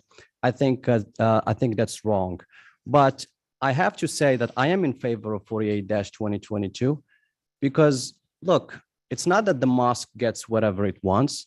It's if we are going to coexist in this municipality and we are going to serve the residents of this town, regardless of their age, regardless of their ethnicity, regardless of their religion, regardless of their gender, then we have to take into consideration projects that exercise that level of equity. And then I heard that some of you were in Atlantic City recently. And I don't know if you got to gamble a little bit, but 48-2022 is your royal flush without your putting any money down. It's a win for parking. You're going to get more parking spots. Win for the taxpayer. It's a win for the seniors. It's a win for the Muslim community.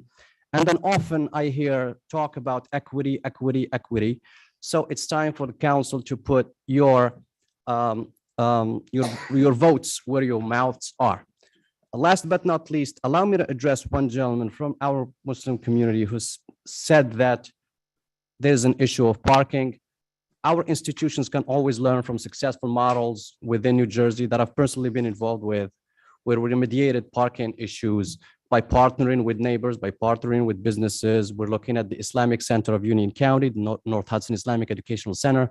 I'm happy to have that conversation, but also allow me to encourage the Muslim community within the perimeter of this project to have a more enhanced relationship with the neighbors.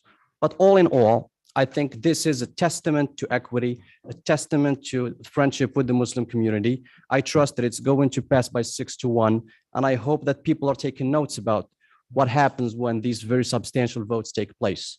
But I hope that it's going to pass unanimously. Thank you so much. Have a good evening. No? Anyone else? Yes, sir.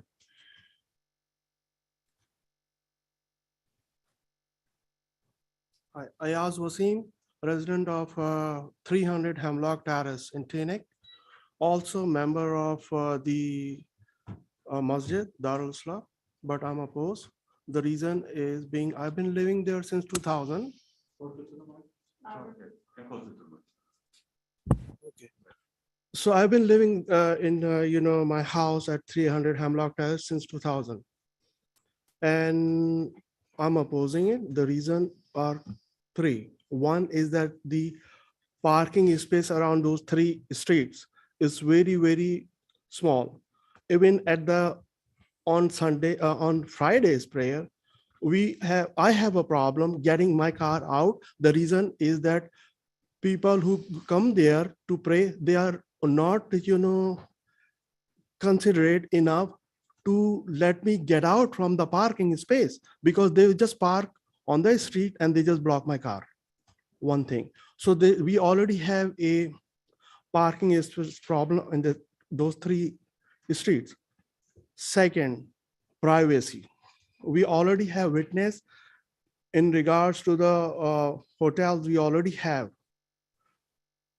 So this is going to be a 6-story building without the parking, and then definitely people are gonna be coming. So we are talking about the privacy now of the resident who lives there, not the visitors or the people who just come for the prayer. No, I'm just talking about the people who are living on those streets. You guys are not living there, so you do not know how it looks like. It is terrible, especially on Fridays and on Ramadan, the month of Ramadan, when I'm also Muslim, I'm also member of the Darul Islah, but I'm opposing because this is not a right thing to do, because primarily we do not have enough space on that particular area to build anything anymore. First thing. Second thing is that, what are we going to get?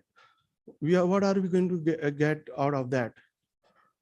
Crimes, because there will be more people living there. And then traffic jam. Third, people will be agitated. You guys will be gone, retired. but we are the one who will be living there. So please consider that. Thank you. Anybody else? Okay, sir.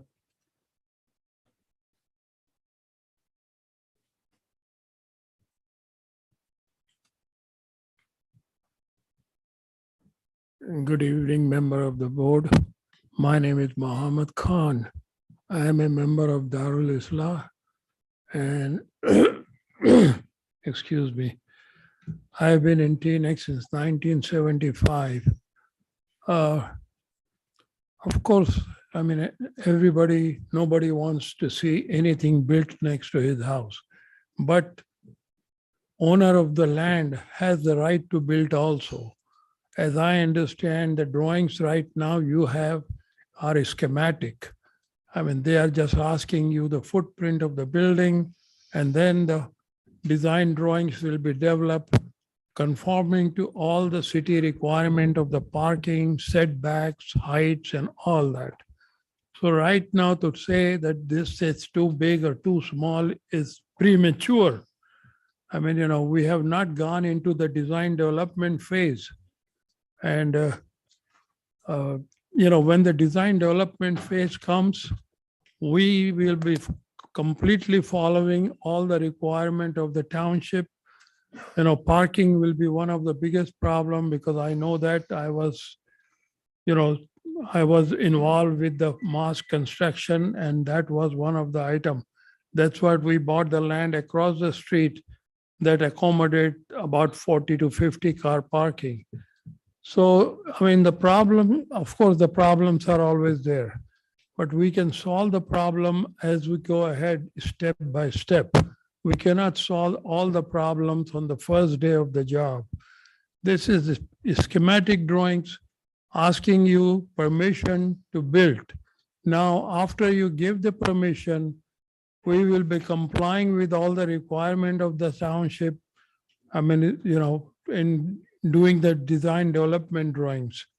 And that's my, suggestion that at this stage, it does not make sense to stop the project. You have all the way going up to, take care of all the requirement that need to be done. And by the way, I would like to call you colleagues because I used to be sitting in one of those chairs long time ago, before quite few of you were even born. I'm talking 1985 and 86. I used to be on the planning board of the township of Teaneck. And I got a very colorful brochure saying thank you for the services. But my concern right now that we did not plan or look long enough. I mean, when I was I did the construction of the mosque, I mean, we were all young. Nobody thought about the senior citizen. I mean, we never give any thought to the senior. Now I'm the senior, as you can see. And I know this will not be for me because it is too late already. Maybe my children might be benefited with this. I mean, I'm already gone. I mean, so we did not wake up in time, but please do not stop us at the first step of the job. Thank you, sir. I mean, we have a long way to go. Thank you, sir. So please consider that. Thank you, sir. Thank you very much. And thank you for your service. And I will have to tell you that I wish I was born after 1985. I said some people, not all. Anybody on? Anybody on? No. Anybody else? Yes, sir.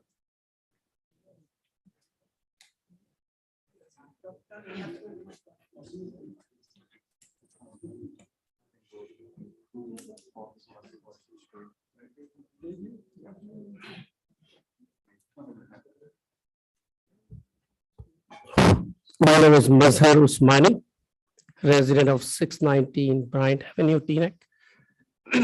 Living there from 2004.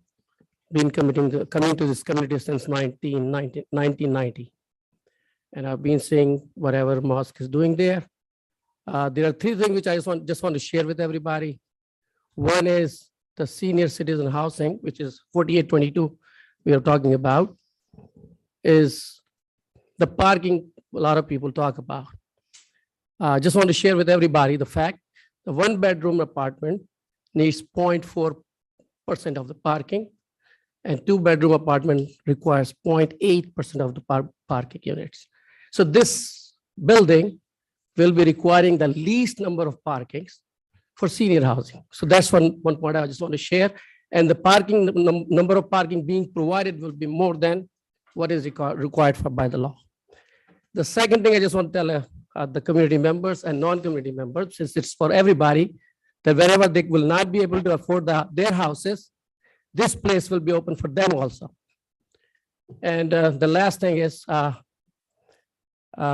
it is also for affordable housing also, which is a big need of the time. So this place will be providing, according to the law, the affordable housing also. So I request all of the council member to understand all these points and please approve this, the ordinance. Thank you.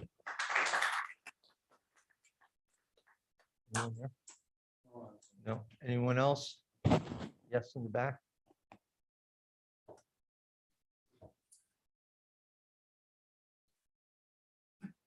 Hi, I'm Shanaz. Want to talk about the ordinance 4822. What I'm hearing is the neighbors. Sorry, can you hear me now? Okay. What I'm hearing from neighbors is not the concern for senior housing. The concern I heard is around parking. The concern I heard about is regarding the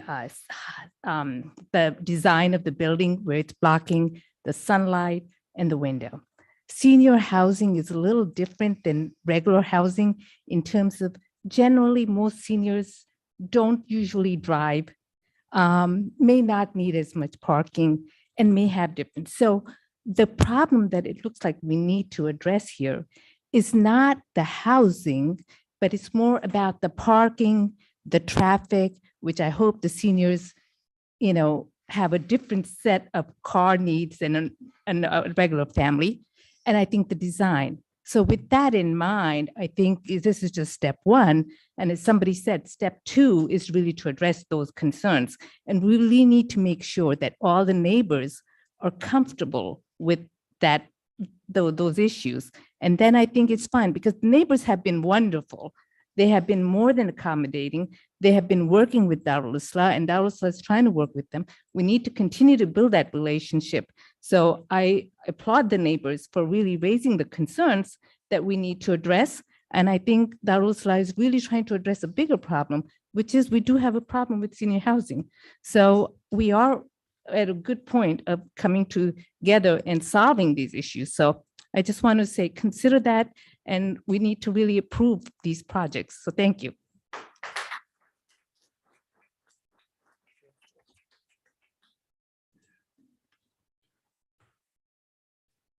My name is Edgar Taveras. I live in Teaneck. Not alone that I used to live in New York. And when I come to this country, I decide like I'm an electronic engineer. As soon as I get here, I start working in a company. So everything was so fast. Then I have a family, my family grow. And I say, for the best of my family, right? I need to move because I was living in New York, the city, everything is so different, it's too tight. I don't have a parking spot. Every time I go to my house, I spend 1 hour getting, I was tired. So I decided, let me find for a town, what is really town is houses, no building, no anything like that. I agree that the elders need space, they need house, but I also think that this town also, like they say, when you're making a building like this in one area where only house is there, and like they say, a couple of the people saying here, the street is so narrow that it's for seniors. So imagine how many times you're gonna need an ambulance getting to that spot with those narrow street. When we have a one Friday, like they say, and I love Arabic people because and Muslim people because I look like them and everybody confused me because and I'm Dominican. I'm Dominican, and seriously, I have a lot of friends, and I feel like, you know, like I'm part of them, and I don't have problem with nobody. But think about it, like a big building, like they say, I don't even see, I come here because I was referred for another person, and then today I just get everything on point. Okay, I'm going because it's insane. Like, yeah, that's the first step. But the second step, when you design something like that for seniors, need to be very clear. Because like I'm telling you, an ambulance going to there, a Friday, when the street is clogged by car here and here, you know, every time on Friday in my house, we need to park in the driving spot that, thanks God that we have it. Sometimes, like they say, they just stop the car in front of my house. I cannot have access to my house sometimes. But because I'm a bad person, I never call the police as well. I just wait or park my car far away. But now this is happening. Why you don't find a right spot to make the building? Because if that's what you want, and I agree, we need something because I got my mom, I got my grandma alive, and I wish the best for them. But we need to find better spot, not that spot, because it's too close to the Muslim place where they have a lot of person going there every day. Thank you so much. Thank you. Okay, now hold on. No, you've already spoken, sir.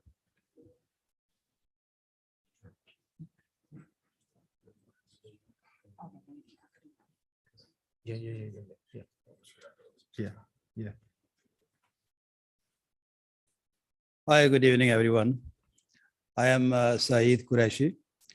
I have been living in the mosque vicinity for last about 22 years. I am living at the moment on Fabry Terrace, and I used to live on Harding Avenue. What I have noticed that whenever any problem arose, the mosque tried its best to solve the problem.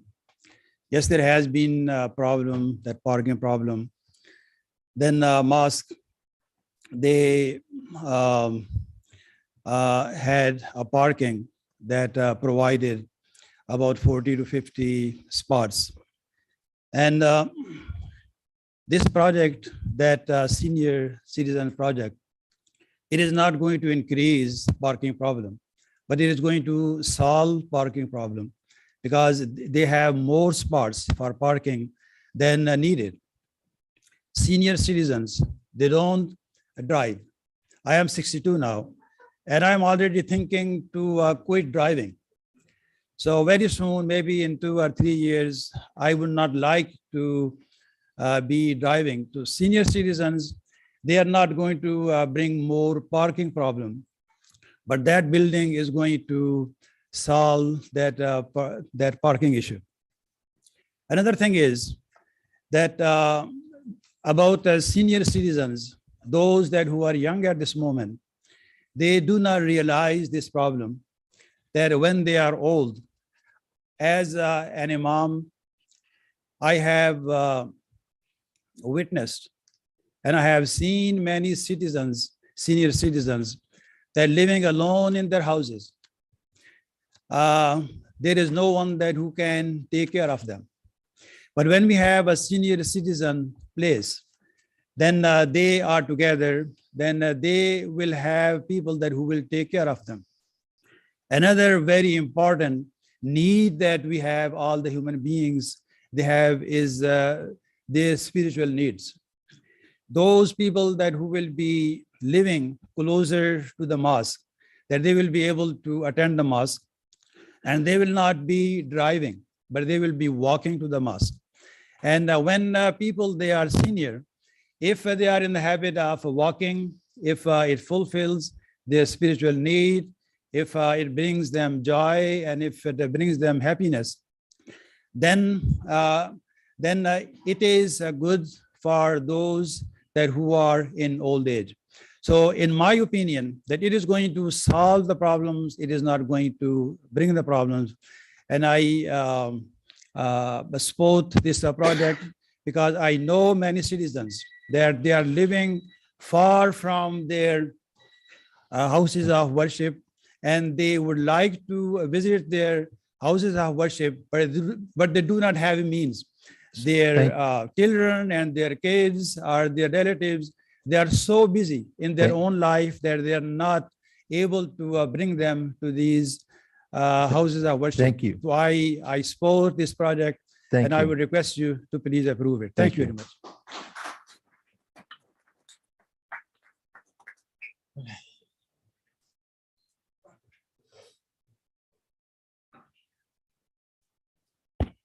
Thanks, Mr. Mayor. Thank you, Councilman. I'm talking about in favor of Article 48. Can we have your name? I'm Farhan and living in Teaneck, Jasper Avenue. I'm a member of Darul Islah as well. Just like to bring attention, like last Friday, we had a fabulous event in our masjid where like seniors were invited in recognition for their services and founder members were there.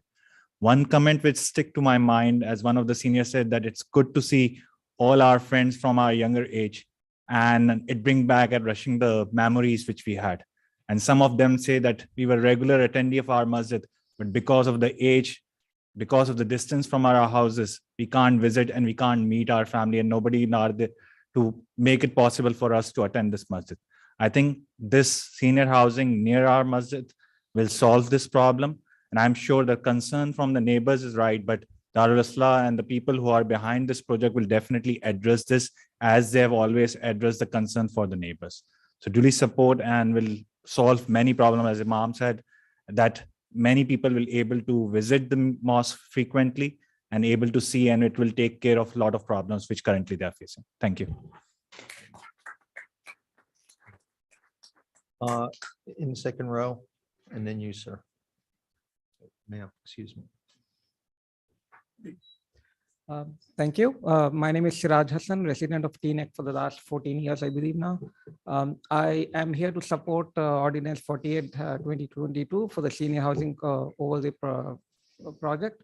As the others have talked about in supporting the project, I also feel that the issues of the neighbors can be addressed and they can be solved. So I request all of you to kind of approve the overlay. Thank you.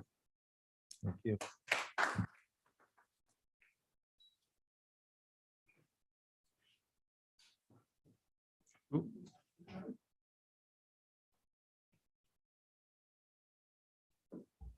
Hi, my name is Lisa Bylander Gray. I live on Esther Avenue in Teaneck. I, like Mr. Strauss, have not been here for many, many years, and no insult to anybody, I haven't missed it at all. I'm here to talk about your vote on conditionally designating Crossroads Companies as No, a ma'am, developer. Ma'am, It's a ma'am. resolution. Excuse me. Yes, you have to do that during Okay. good and welfare. Understood. Then I will echo what other people are saying. There's just been an election. I would urge you not to make any important decisions until the new council is seated. I don't know Okay. what the rush is.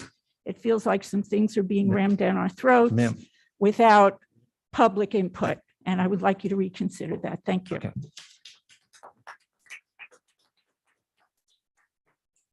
And you, in the back. Do you want to know? You've already spoken?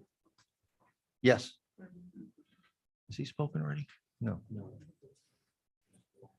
Yeah, I know. I just couldn't remember if you did. My name is Athar Usmani, and thank you, council member and mayor, for giving me opportunity to speak. I just want to tell you about the different angle of the senior housing. I am running 2 adult medical daycare center in New Jersey, senior daycare center, and most major problem of the senior center is isolation. They don't mingle with the people. the people come to my daycare center, they mingle each other, they are socially connected to each other, and they don't go to the hospital. When they live in the house alone and they don't talk to anybody, they end up into the hospital. But they connected socially with the people, and they spend time with the people, then they live longer and don't go to the hospital. So that's the beauty of the not to isolate and mingle each other. So this, and also with the senior housing project, there's always a less parking because we already have more parking available for this project. So I strongly in favor of this project, and I appreciate if you approve this project. Thank you.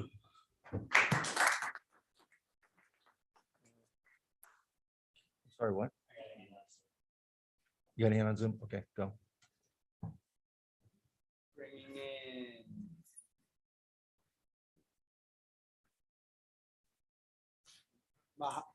Mahajabeen K. Mahajabeen Kathawala.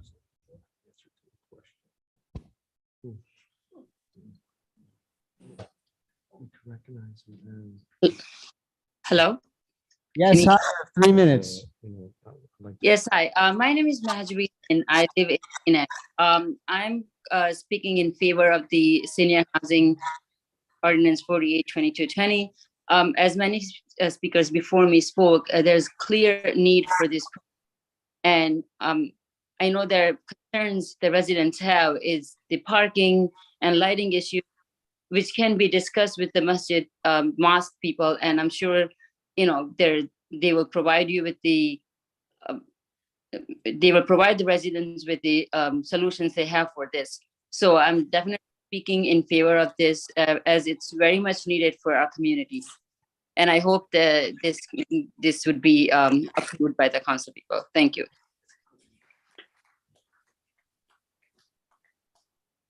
Anybody else on Zoom? No? All right. Anybody else in the chamber? Yes, sir.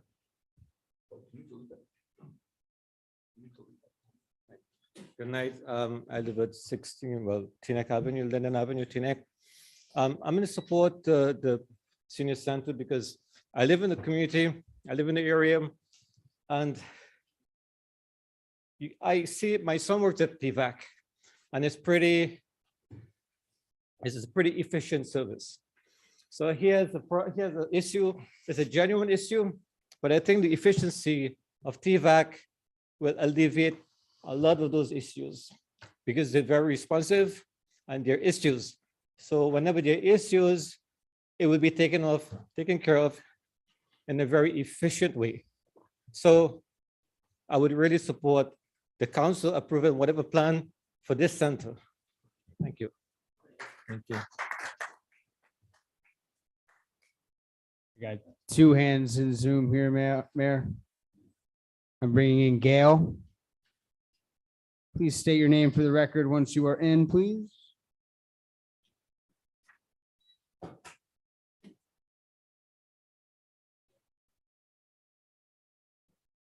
Gail, whenever you are ready.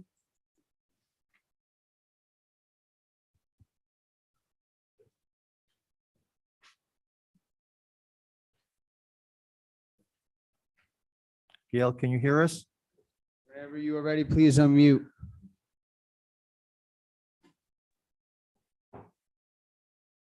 Can you hear me now? Yes, you have 3 minutes. Please state your name for the record. My name is Gail Gordon. I'm a resident of Teaneck. I wasn't planning on speaking, but and I'm sympathetic to what the Muslim residents have said. However, I want to bring us back to some of the earlier speakers who have pointed out the lack of a financial analysis of this project, and that the lack of data and the inaccurate data that have been presented, and that what appears to be a huge impact on the taxpayers of Teaneck. And it needs to be looked at again before it's passed. All the people of the Muslim community, you're going to be hit as well with the big tax increase. due to this project. Now let's see if we can figure out a way to have senior housing without this huge giveaway to the developer and to others who are involved in the project. This to me is trying to appeal to the Muslim community without the full picture of the fact that they're going to be hit with a huge tax bill, and the whole community is going to be hit with a big tax bill. Also, there's no guarantee that the Muslim community will be able to live in the senior housing. As I understand it, you have to apply to be in senior housing, and everyone from Bergen County is eligible. The number of Muslims that will actually get into this housing will probably be minuscule. And so we have to really know the answers to these questions before we proceed. And that's all I have to say. Thank you. Anyone in chamber? Yes, sir.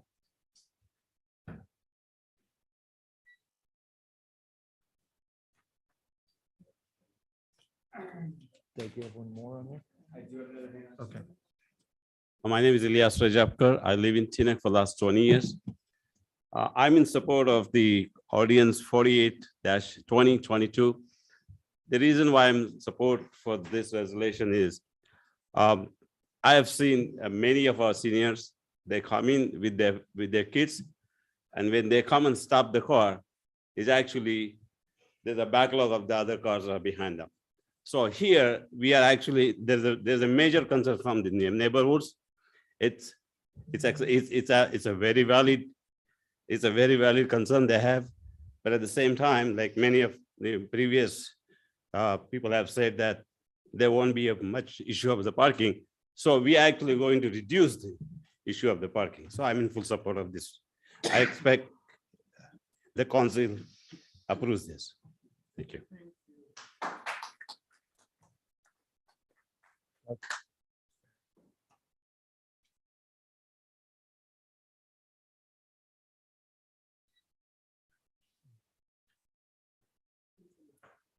Bringing in RK, please state your name for the record.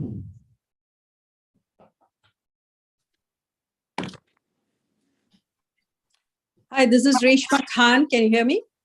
Yes, loud and clear. 3 minutes. Great, thanks.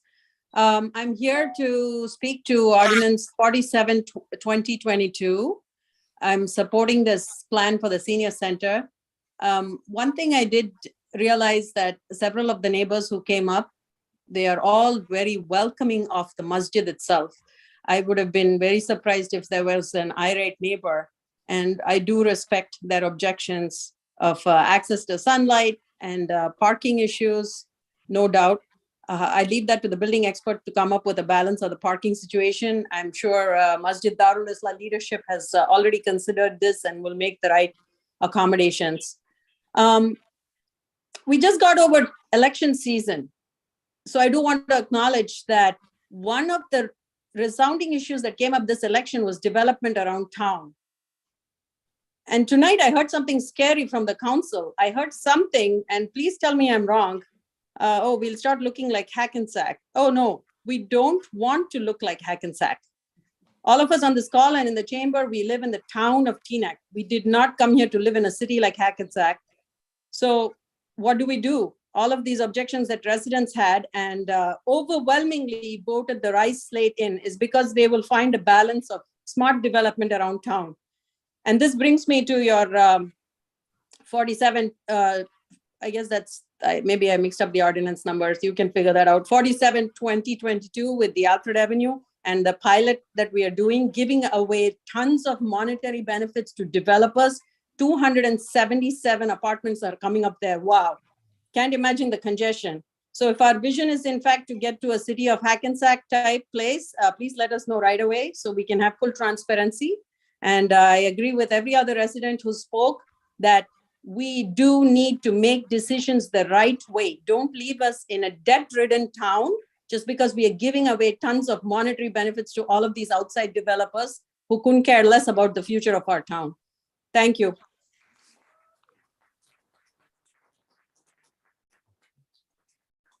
Anyone in chamber wish to speak? Yes, sir.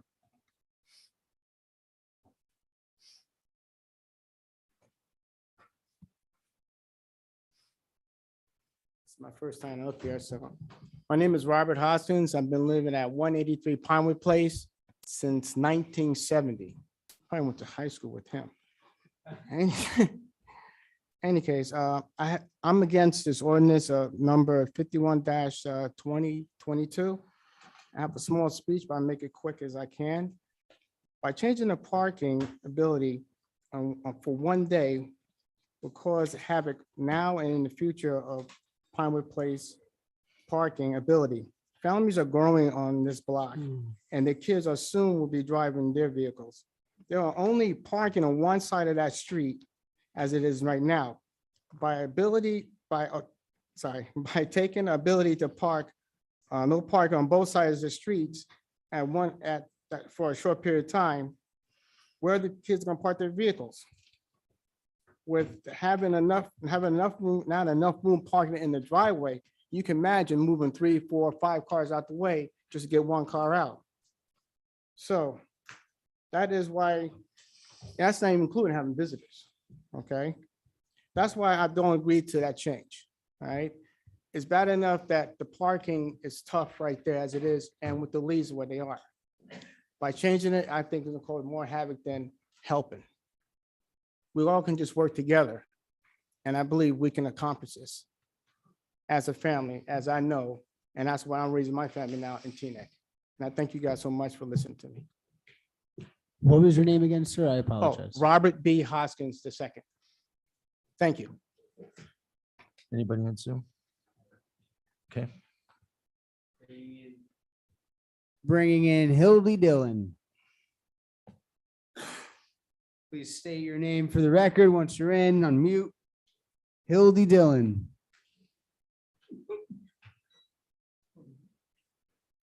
Hildy Dillon, whenever you are ready. Oh, I see. Okay, I had to unmute. Thank you to the town council for calling upon me. I have two things to say. First thing is regarding, I am a resident in Teaneck. I have been for over 35 years. As far as 47-2022, I agree with several of our neighbors here in Teaneck that have already spoken tonight. I think that we need to slow down on this project. We need more transparency for our residents about the financial plan. And we really need a clearer picture of how this is going to benefit our town. I can't understand why this project, why these builders, why the people that are running this project, the contractors are going to be tax exempt. It just makes no sense to me. We need more revenue in our town. So if we're going to be smart in how we develop housing or other opportunities in our town, commercial development, we should be thinking about revenue for our town as well. So I hope that you slow down on this so that we can have a better understanding of what the plans are. And really make sure that when we move forward with things that are, or projects that are this large, that we're doing it for the benefit of our community. As far as the 48-2022, it's been interesting to listen to my neighbors in this area. That's not too far from where I live. I live on the other side by the hotel of the hotel. I would just like to say one thing about senior housing. I think it's needed. I think it's wonderful to have this dream of having a place for people of the community that are in the community of the mosque, to have their seniors be able to live close to their families and where they pray.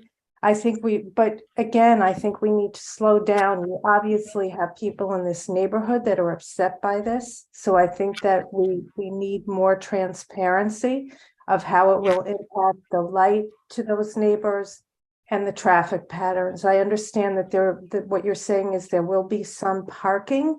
However, it's not just the seniors it's true, after a while, they may give up driving. They need home care aides that come to them. They need a place to park.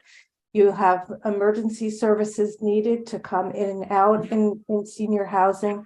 And the neighbors that visit them and their families that visit them, they all need parking. So I think all of this needs to be considered in your plan. And I agree with my neighbors that have said before that we need to slow down on these plans so that we all understand and have a better picture of what everybody's needs are. Thank you.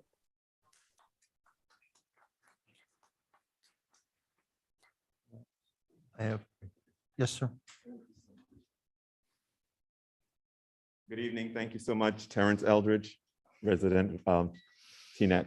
Just want to talk about the ordinance 52.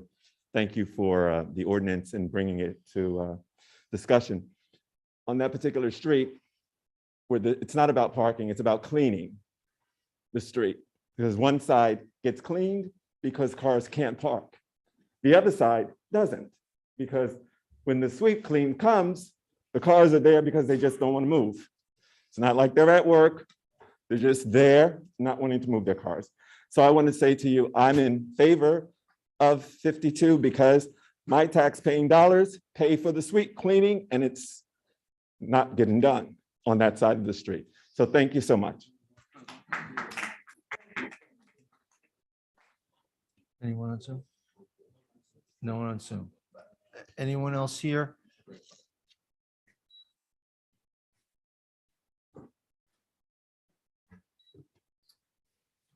Francis Reiner, I'm a professional planner. I just wanted to talk and clarify a few items that came up this evening. So the most important thing that happens is that everybody understands what's being proposed and understands why it's being proposed. So before you this evening and on 48-2022 is an ordinance that would be an overlay zone ordinance for the blocks between Hemlock, Harding, Fabry, and Oakdean. There've been a lot of conversations about the impacts that a project could have. I just wanted to clarify that what is actually being proposed would be located at Kilmarie between Hemlock and Harding Avenue. And it's important to note that because when we looked at the site, we wanted to make sure that the impacts would be the least possible on any adjacent single-family residential in the area. So the building would actually, what would be considered right now as being proposed would be fronting on Kilmarie Drive. Across the street from Kilmarie Drive is public open space. A portion of the building would front on Hemlock Terrace. Across the street from Hemlock Terrace would be the backyards with a tree line for Marine Court. And the other portion of the building would be fronting on Harding Avenue. And at least 75% of the building would be fronting on what is an open space.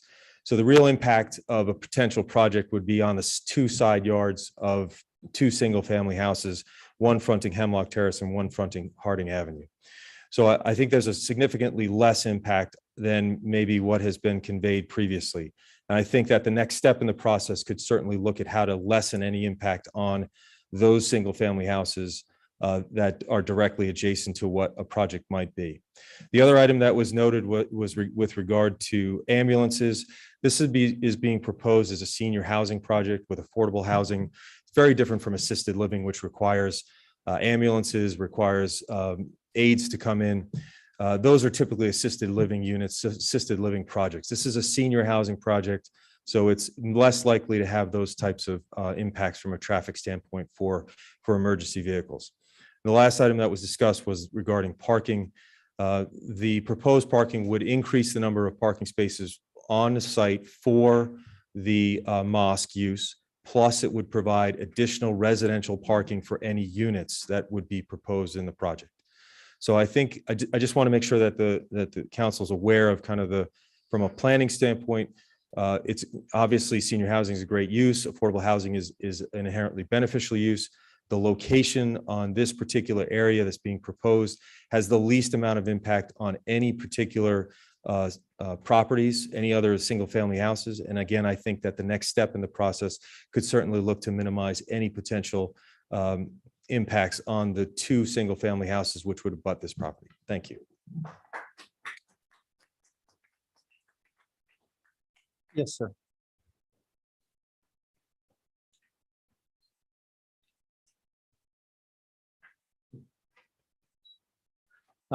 My name is Mansoor, and I live in this area for almost close to 20 years. So in my opinion, I'm in favor of this project. I think it will help in seniors in coming days. And as far as I understand, many others say, this is very initial stages. And I'm sure the concerned and responsible people will take care of this parking matter and privacy matter. That's what I say. I will favor this project. Thank you. Anyone else? We have one hand on Zoom. Hussein Halik, we're trying again.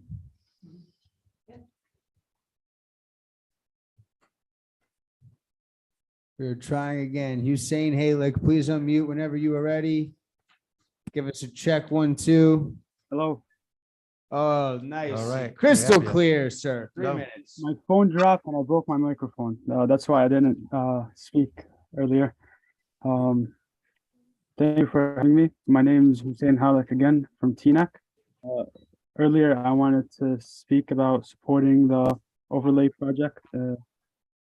And I also wanted to thank the manager on his progress for adding the stop signs on Bell Avenue. And that's it. Thank you and happy Thanksgiving. Thank you so much for your patience, Hussein. No one else? Okay. Hold on a second. Yep, you have another hand? Go ahead.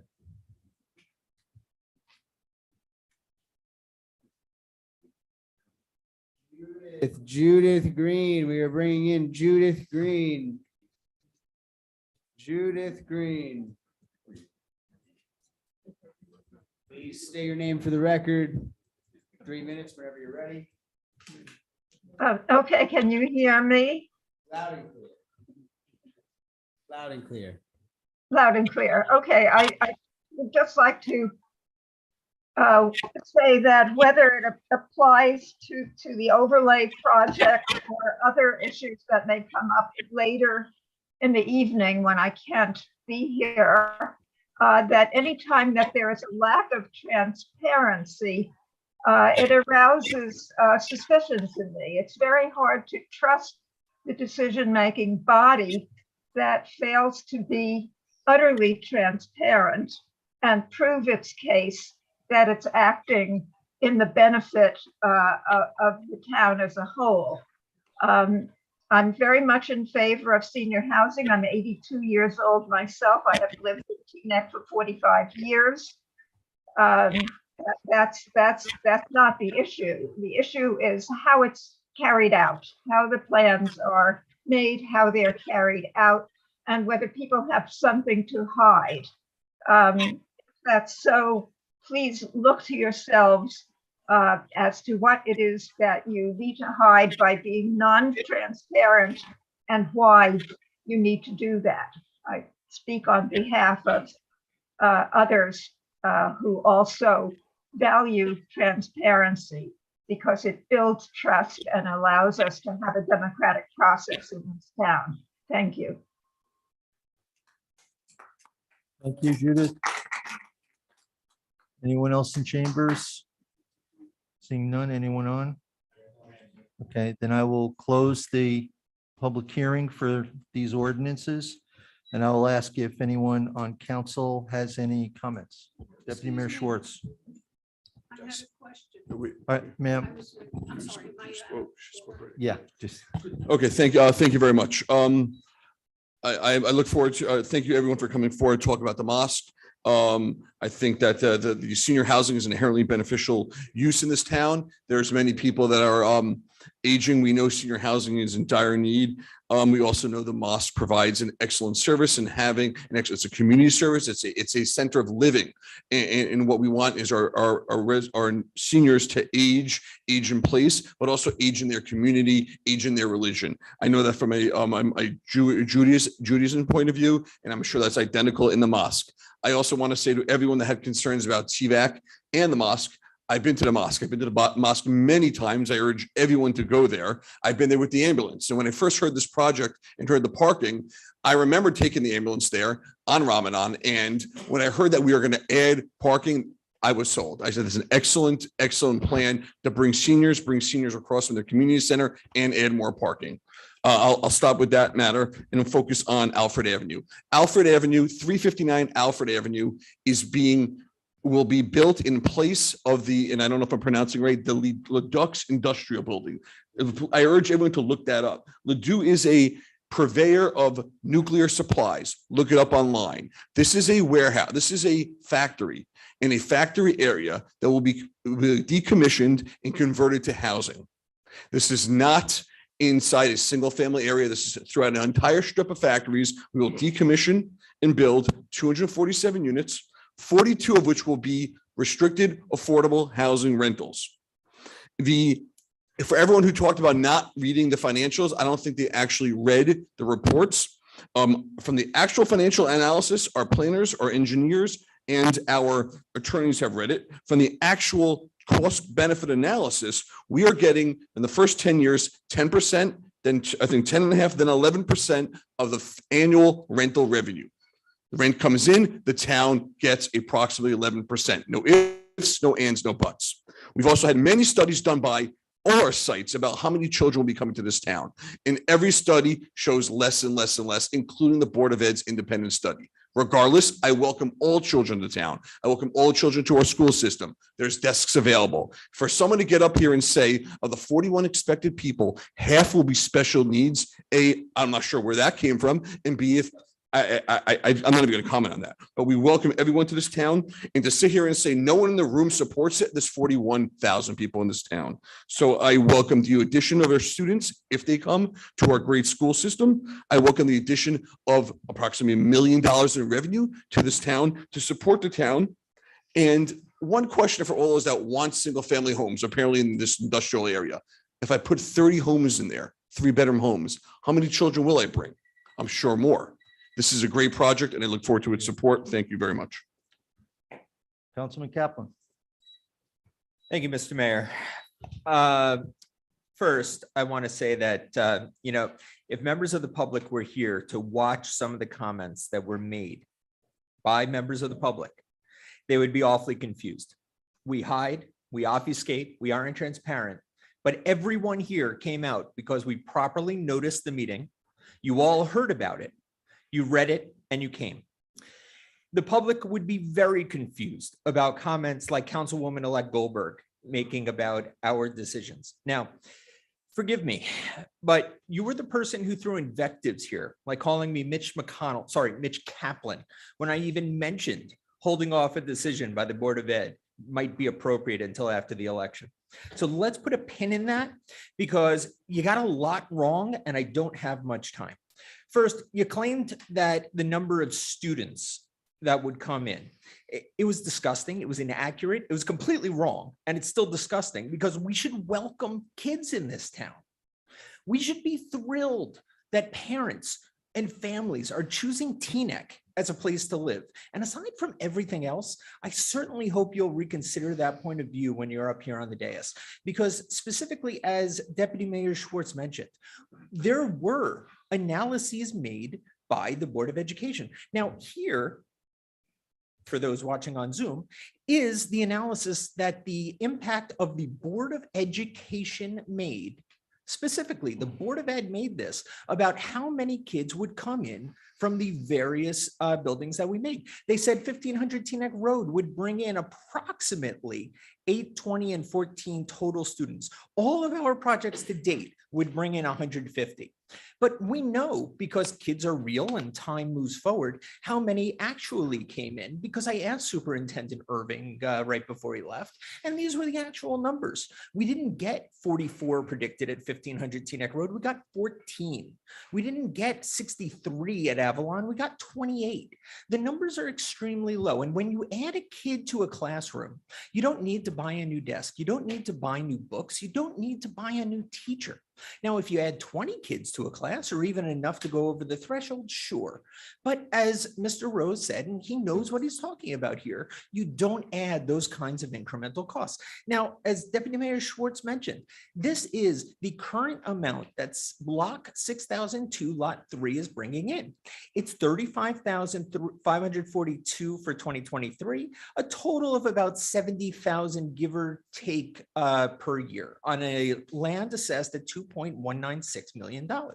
Now, you mentioned that you Oprah'd the document for the financial agreement. Now, I have that too. And if you can give me a second, Mr. Mayor, because I think this answers Make a it lot brief. of questions. Make it brief. Mr. Mayor, I'm asking for an extension. Make it brief. Find So a this period. is, That's enough. excuse me, the chair is permitted. If I hear any more, you're going to leave. This is the financial agreement. It's available to anyone that is interested. The financial agreement, as Deputy Mayor Schwartz said, charts the amount of money that will be brought in through the pilot. Now, for those that are interested in the actual numbers, this is what's currently being brought in, the 70,000. And Okay. this is All the right, new Keith. number. The green is the projected Councilman, increase in Councilman, revenue Councilman, on a yearly basis. that's enough. Okay. Anyone else? One of the stark differences between these two resolutions is that we have a great opportunity to have an actual hearing where people are able to be educated and informed, and even the conversation can lead to changes, as was mentioned. So this is a really healthy dialogue, and I really hope that there would be an opportunity to work with the neighbors. We were talking about seniors. I had a question about senior busing. I imagine that that's something that could perhaps be provided. That's going to eliminate some of the challenges with traffic. And again, the value of this opportunity to have dialogue. Unfortunately, in opposition to 47, we really don't have those same neighbors. You know, it's the NIMBY effect, right? So we don't have those neighbors there. So we're not really having that healthy dialogue about 47 to have all of these questions really answered. It's really kind of like those who are pro and, you know, in terms of sit on this council, and I guess the residents who are, you know, concerned. But it really is a wonderful opportunity when people get to speak, have their questions answered. And I really appreciate having a planner here, because I really wish we did these not in a vacuum, but did have healthy dialogue where residents could really voice their concern and that adjustments can be made. So again, I am in favor of the process. I am still a little concerned about the openness of the application process, because I know some people feel that it's just for residents of the mosque. Even Councilman Schwartz had mentioned that. But I'm just curious in terms of equity, that someone mentioned, my equity points are always that it's available for all. My concern, I represent each of the 40,000 residents in this community, and senior housing is truly in need. And I hope that this would be something that would be available to all the residents in need. That concludes my comments on that.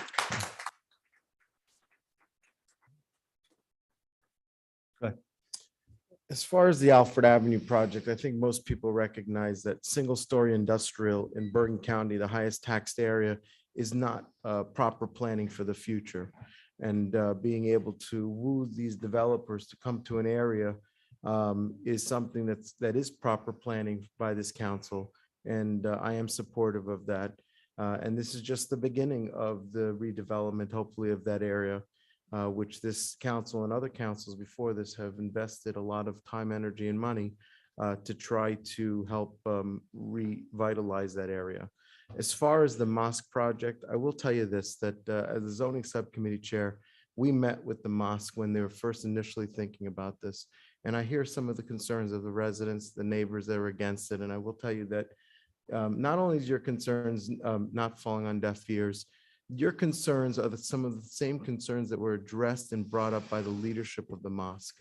That was one of the first things that they mentioned. Was first they wanted to make sure that some of the members of their community had a place to age in place. And the second is that they were concerned about the parking in the area and making sure that it was something that was going to be an attractive enhancement to the area for the entire neighborhood. Coupled with the fact that they have one of the best planners and one of the best planners in the state of New Jersey, I feel very confident and comfortable that this is going to be good for the mosque, but also for the entire neighborhood. And as was mentioned earlier, this is just the beginning. There's a lot more to the process, and the residents will probably have additional input. And I will tell you that the mosque is so sensitive to that neighborhood that when the trees are overgrown or the shrubs are overgrown or there's dirt from the county along that highway, they take it upon themselves to try to make sure that someone comes and takes care of it, including the snow, etc. So I feel very comfortable supporting both ordinances, and I will be doing that tonight.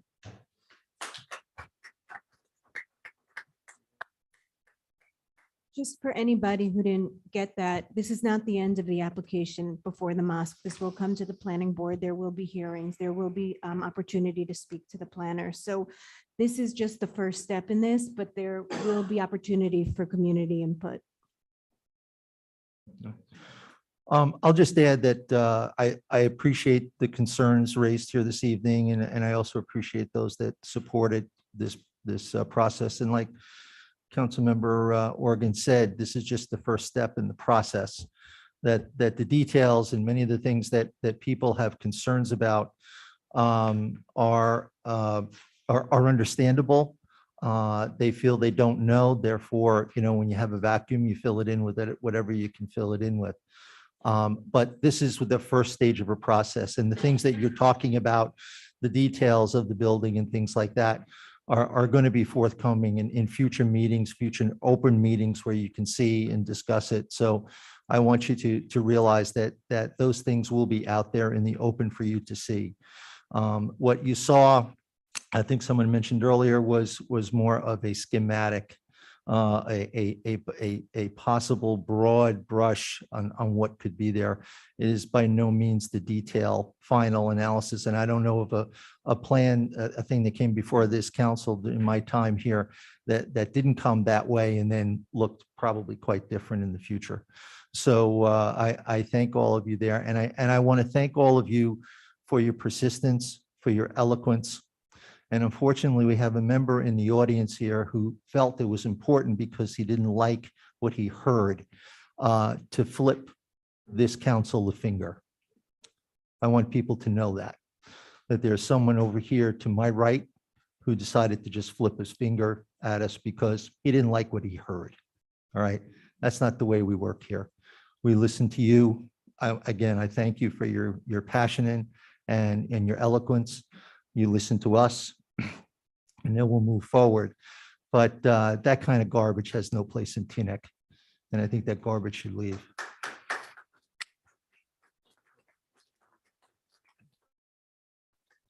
Ready for the vote? Yes, we're moving. Ordinance 47, 48, 50, 51, 52, 53, 54, 55, and 56. So second. That was first by Mayor Dunleavy. First by Mayor Dunleavy, second from Councilman Began. And that is indeed including the word change that we had on the Correct, sales, yes. rental, sales trailer, On the- sales rental trailer. Correct. I can't remember the exact version. So first from our mayor, second from Councilman Began, Councilwoman Rami Rice. No 147, no 150, yes on all the rest. Said no on 47, no on 50. Yes on the rest. Councilman Began. Yes to all. Councilman Organ. Yes to all. Councilman Kaplan. Yes. Deputy Mayor Schwartz. Yes to all. Deputy Mayor Katz. Abstain on 48 and yes to all. And Mayor Dunleavy. I'm sorry, Mr. I'm sorry. Abstain on 50. Yes to 47, yes to 48, yes to 51, yes to 52, yes to 53, abstain on 54, Abstaining on 54, Deputy. right, and abstaining on 55 and 56. Abstaining on 54, 55, 56. Okay, sorry, thank you. Thanks for, yes. Yes. So I'm voting twice on 48, yes.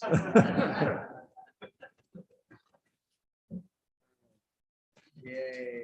Two abstentions from Deputy Mayor Cass. And Mayor Dunleavy. Yes, on all.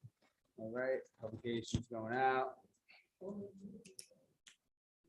All right.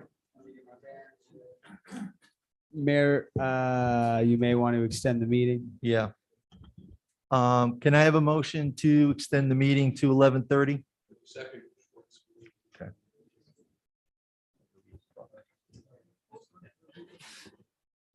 All right, I have a feeling some people are leaving, so we'll wait a moment.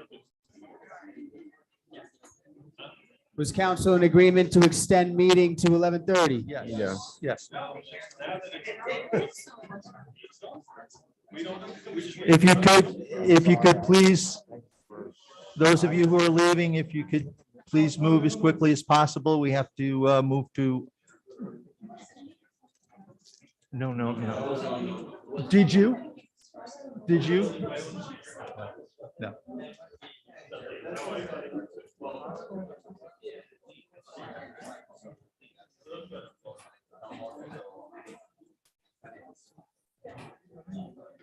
I'll just wait another moment till people leave. You stay, yeah, you stay. You stay. Yeah. Sit down. Okay. This is part of the training. Thank you. Good night.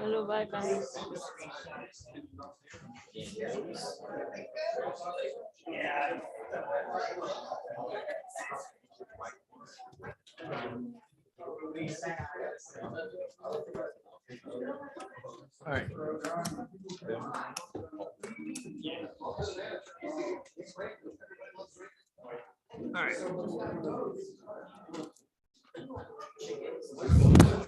Okay. Let's come back to order, please. Okay, so we're now at good and welfare. At this point, everyone has 3 minutes. We will go back and forth between the Zoom and here.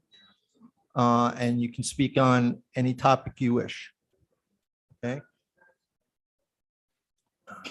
So I'll start here. Ron? Thank you, Mr. Mayor. Ron Schwartz, Larch Avenue, Teaneck, New Jersey. I speak tonight as a representative of One Town, One Vote, and as a resident of Southwest Teaneck. I'm speaking tonight on the resolution that would conditionally appoint Crossroads as the developer for the redevelopment project at American Legion Drive and Beverly Road. We just went through an election for council. First election that we've had in November for council. And Deputy Mayor Schwartz, the electorate doubled from the last 4-person election for council back in 2018, from 22,000 votes to about 44,000 votes, a tremendous increase in democracy. In that election campaign, one of the major issues of that campaign was whether it was appropriate for this council to continue to use the area in need of redevelopment designation as an appropriate tool for development here in Teaneck. The Rise for Teaneck slate that ran felt that it was not an appropriate use of that designation for a suburban town like Teaneck, and the Move Teaneck Forward slate pretty much agreed that it was an appropriate use. Let's look at the results of the election. It's been said that the elections always have consequences, but it's also to be noted that elections send messages as well. Overall, townwide, the Rise for Teaneck slate got 57% of the vote, and the Moving Teaneck Forward slate got 43% of the vote. That's a 14% loss for the Moving Teaneck Forward slate. Today's, in today's electoral politics, anything more than 10% is considered a landslide. So that's more than a landslide. Let's look at District 8, which is the district in town that immediately is to the north of this proposed redevelopment project, which was add about 600 cars per day to the intersection of Garrison Avenue and Cedar Lane. District 8 voted 59% for the Rise for Teaneck slate, 41% for the Moving Teaneck Forward slate. That's an 18% loss, even more of a landslide. Let's look at districts 5 and 6, which are immediately to the west of the proposed redevelopment area at the Stop and Shop. Districts 5 and 6, 64% voted for the Rise for Teaneck slate, 36% voted for the Moving Teaneck Forward. That's almost 4 times a landslide for the residents that are going to be the most affected by this proposed development. On behalf of the Township of Teaneck, I'm telling you, Teaneck has sent you a message. Your use of the A&R designation is inappropriate in this town and should be stopped now. We demand, on behalf of the people of the Township of Teaneck, who have clearly expressed their desires on this situation, that you table this resolution until after the new council takes effect and you have a public forum at Teaneck High School so that all residents can come and voice their objection to this development. Thank you very much, Mr. Mayor. On Zoom? No hands on Zoom. Okay. Mr. Sohn.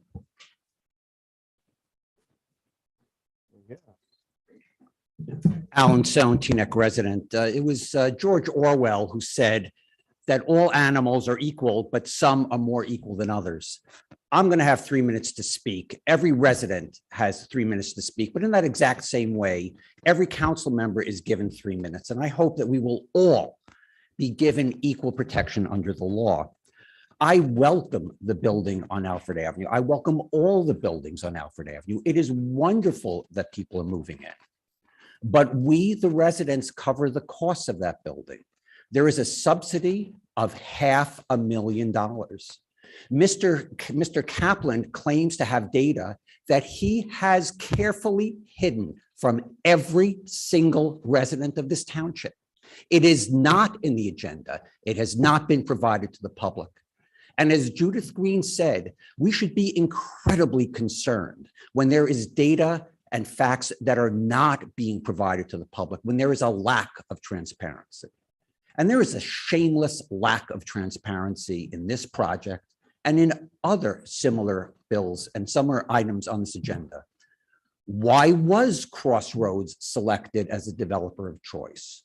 Who else was considered?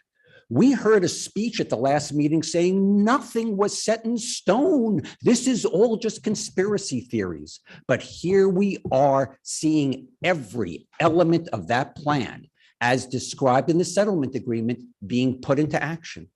Nothing has changed. Everything is being carved into stone. It may not have been carved in stone yet, but is being slowly and surely being pounded in.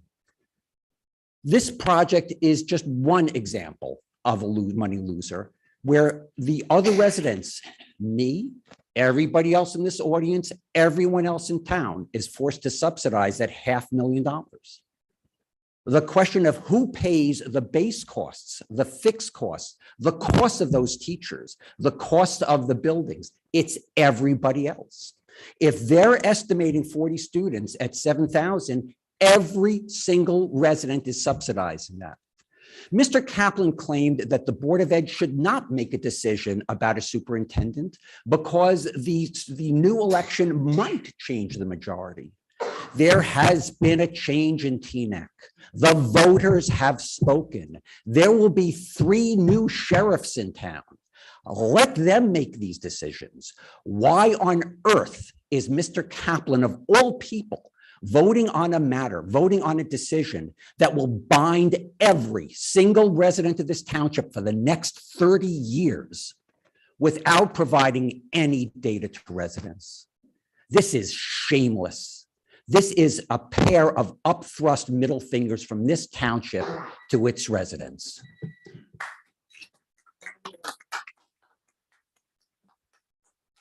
Anybody on Zoom? Go ahead. Bringing in Laverne Lightburn.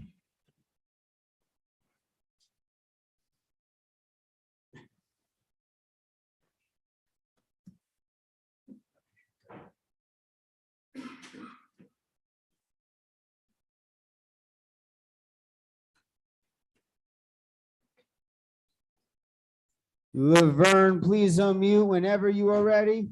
I'm ready. I just need to clarify something to Ron Swartz. When I mentioned that I did not know, but if what Alan and them are saying, those numbers are correct, I was merely adding on that we need to consider the cost of special needs children. No, it may not be half, but we do know that this town tends to have a lot of more than most towns. Y'all can do the numbers, I don't care. Meanwhile, I also would just like you all to acknowledge me. No one has mentioned giving me any kind of feedback about where we stand with the park for Loretta Weinberg. I have not gone away. I will not go away on this matter. Something needs to be done. You'll have pretty much given everybody in the Aunt Minnie's some kind of acknowledgement. This town has not. The other thing I would like to know is you'll give out these letters. You let us know what's going on in town. I was wondering, is it a possibility that you can add to your newsletter like something that has to do with news blotters? Because since the suburban night has stopped putting blotters in, I'm really interested with all this new building and things going on. I have seen things in the town. I heard there was there's just crime. I'm interested in the crime, and I think we should know what's going on. I know for a fact there was a bicycle ring that people was dealing with. I know for a fact there was a stabbing up on Teaneck Road. I know for a fact that there was a shooting in Hackensack. I'm just curious, can we put that in the newsletter since we have no way of knowing what is really, or maybe I don't know about the crime rate. The other thing for Anna Street, when y'all did the streets, I have called for that block to tell them about the pitch. It was not done correctly. No one has come out there. Those houses get flooded, the streets get flooded like the driveways. And I was wondering, can we put that on there for somebody? They told me they were going to come out and look for those blocks. It hasn't. I have pictures when it rains. So anyway, and I do believe very strongly that we should table anything that has to do where we do not have any kind of financial analysis. I don't really trust the financial analysis, I hate to say it, that y'all have given us,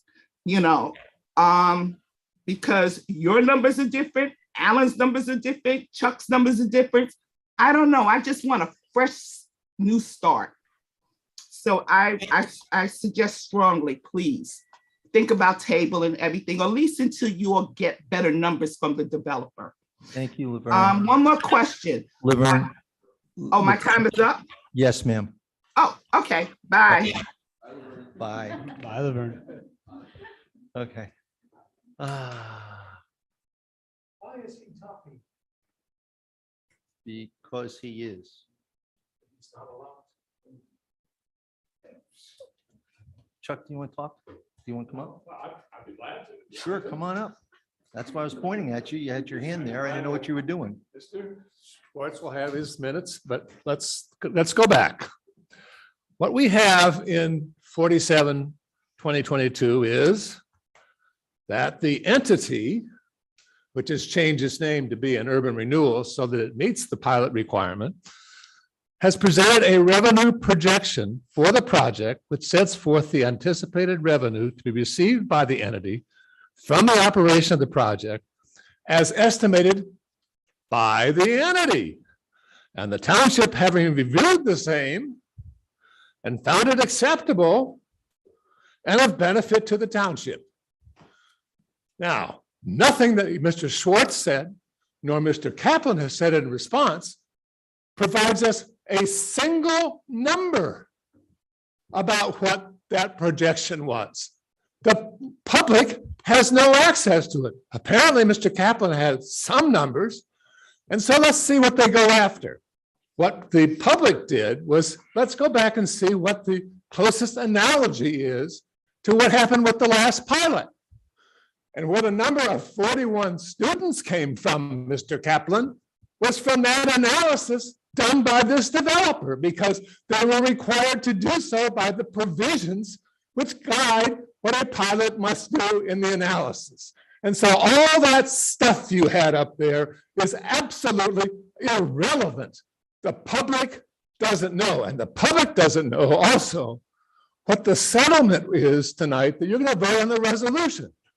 I asked that question about why we don't get the numbers that's going to cost us to settle the cases that the attorney settles. What I heard during the budget hearings said we would get that. Tonight, one more time, this council does not want the public to know anything, and certainly not be in a position to really argue about what the actual costs are. And until you start tabling stuff like that, you're going to have a very different kind of council in the course of 2 months. Thank you very much.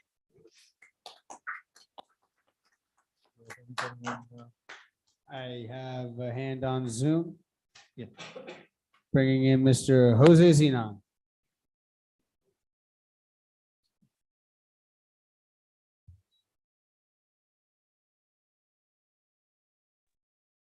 Good evening. Can you- I had you for a second there, Jose. Try again, please.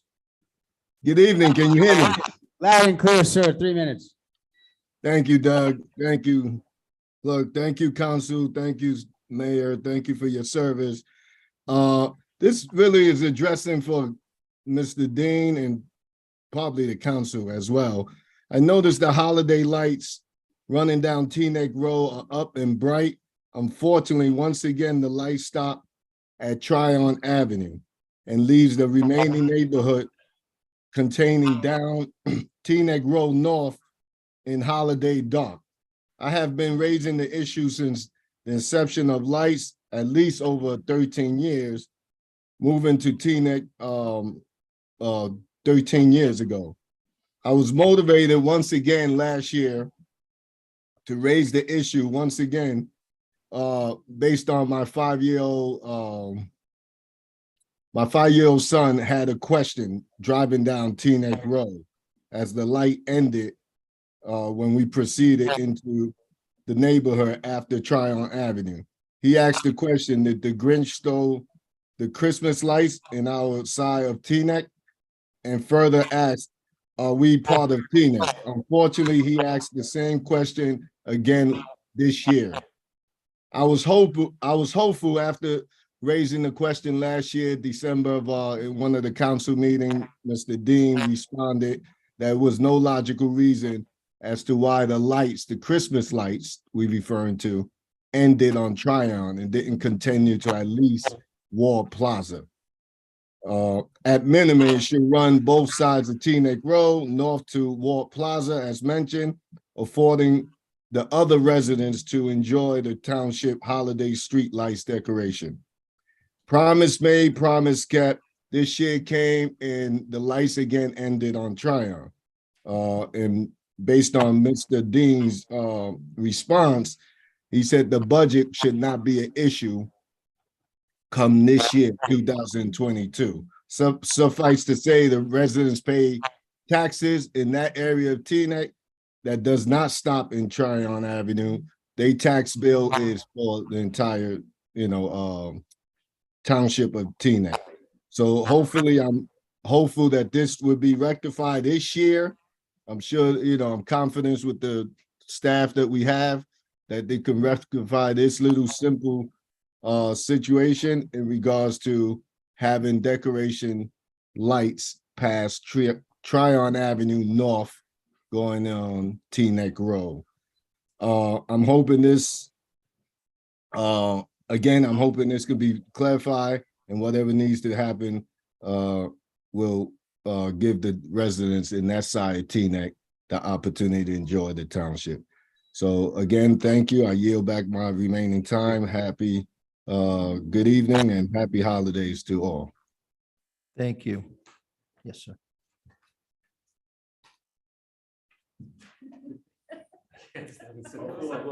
There you go. I might need the senior housing soon. I first of all want to thank the council because you've turned me into. State your name for the record. Oh, I'm please. sorry, Philip Yuck. I live on Bell Avenue River. You turned me into a much more civic-minded and active resident, despite the fact that I have a wife who's under 24-hour care because she's chronically ill. But I feel compelled to do what's right for the town. I've lived here for 44 years. It's been a wonderful life. My kids all went to Teaneck High School. My wife worked for the Board of Education for 19 years. And I want to see this town do well and continue to do well. We love it here. So I'm here to talk about the American Legion Drive and Beverly Road project. I don't know why you're doing this. I really don't know why this is even happening. It's really upsetting to me, to all the people on my street. I live in the shadows of what this development would be. And I've been canvassing the community, and I would say almost every single person I've spoken to is against it. And I've gone all around my neighborhood to about 200 homes. I didn't speak to everybody, but I spoke to a lot of people. I think maybe Mr. Kaplan, who lives nearby, is in favor of it. I think Mr. Schwartz is in favor. He lives in the area, but I don't know how many. I actually only met one person who was. No, I'm sorry, two. It's too massive. It's too massive an idea for a single home residential neighborhood. It simply makes no sense. And it will permanently destroy the character of the area and of the town. It's in opposition to the master plan that specifically states that you should not build these large buildings next to single home residences. Now, I've driven around the town to see some of the completed projects. Personally, I think they're an eyesore, just big boxes. The one small one on Palisade Avenue where the Lemoyne's farm used to be is quite frankly hideous. It's just ugly. That area is not particularly attractive to begin with, but that's certainly, it's new, but it's ugly. This is a beautiful town. We want to keep it that way. And it's shameful that the council has not actually cared about the residents enough to talk to us, to bring us in at the beginning of this whole process. Now, I want to thank Mr. Schwartz. I know he's looking to meet with the residents, is arranging that to happen. I want to thank Ms. Organ. She took the time to speak to me on the phone a few weeks ago. Those things don't go unnoticed, but we need to keep the aesthetic of this town in place. And you need to hear from what the residents have to say.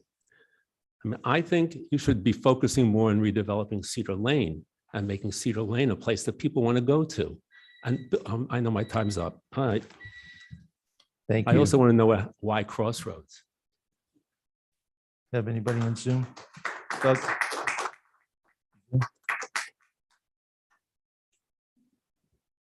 I am bringing in David Koshar. Please correct me if I mispronounce your last name. Can you hear me? Loud and clear, David. 3 minutes.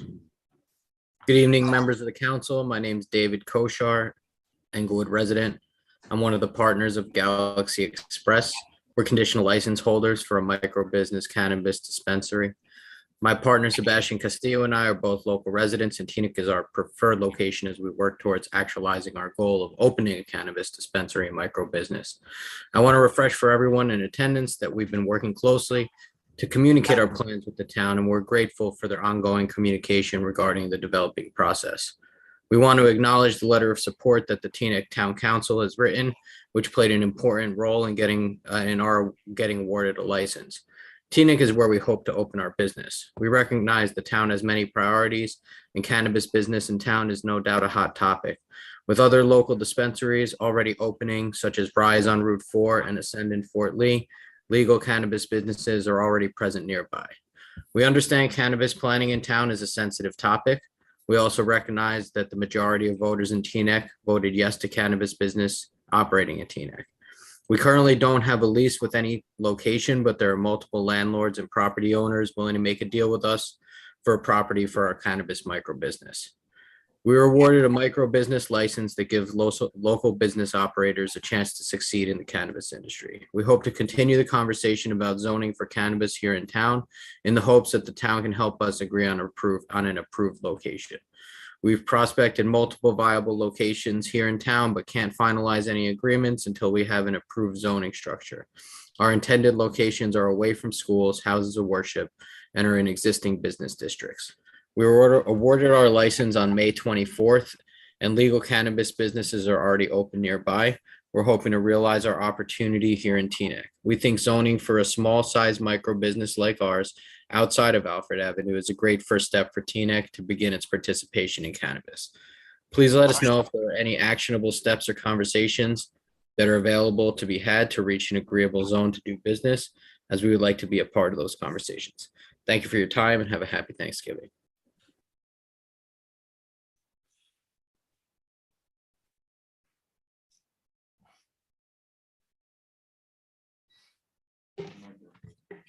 Hi, my name is Paula Rogovin.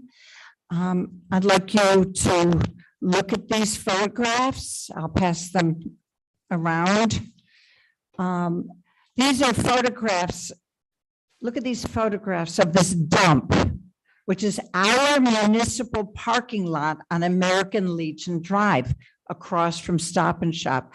Piles of construction debris, garbage bags, even a porta potty. Look further and you'll see dead trees and shrubs, exposed electrical wires in the parking lot, which used to be filled with beautiful trees and birds. This mess was not from residents or shoppers. Teaneck allowed this to happen to our municipal parking lot, I suspect, so it could certainly look like an area in need of redevelopment. By the way, when I posted this information on Facebook, these pictures, the porta potty and the garbage were suddenly removed. But our Southwest Teaneck neighborhood is not an area in need of redevelopment. Our municipal lot is vital to us. Our municipal lots are used by apartment residents and others during snow and rainstorms. They're used by people from the gym and the club and the Cedar Lane businesses. The American Legion Drive lot is regularly used by Never Alone Again, which is so important to our community. We demand that the resolution about the AINR be rejected tonight or tabled until there are public meetings, public hearings, and new council members sworn into office. The Teaneck Town Council voted to declare the area around Stop and Shop an AINR. Part of the plan would be giving 2 municipal parking lots to a developer, a lot on the west side of American Legion Drive and the lot by the farmer's market. Yes, giving them away. They want to build 4 or 5-story apartment buildings and a huge 4-pay parking garage. Giving our community the AINR designation means less public participation, less transparency in the process, and a tax giveaway to developers. But there has been extremely limited public input. Neighbors were not even notified. This plan by the railroad tracks is being railroaded. This development proposal would have a negative environmental impact. Teaneck is a 3-tier environmental justice community, according to New Jersey. It may require even further analysis about whether it's in compliance with environmental justice rules.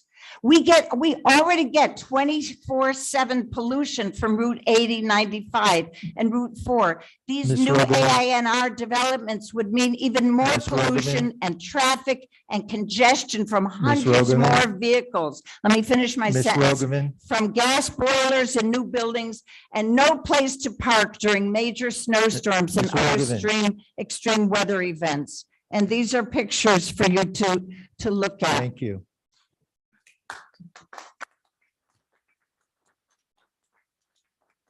Everybody on Zoom, Doug?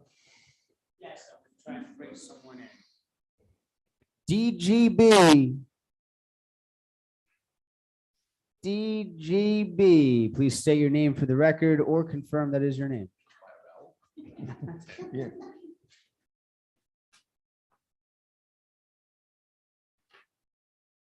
DGB.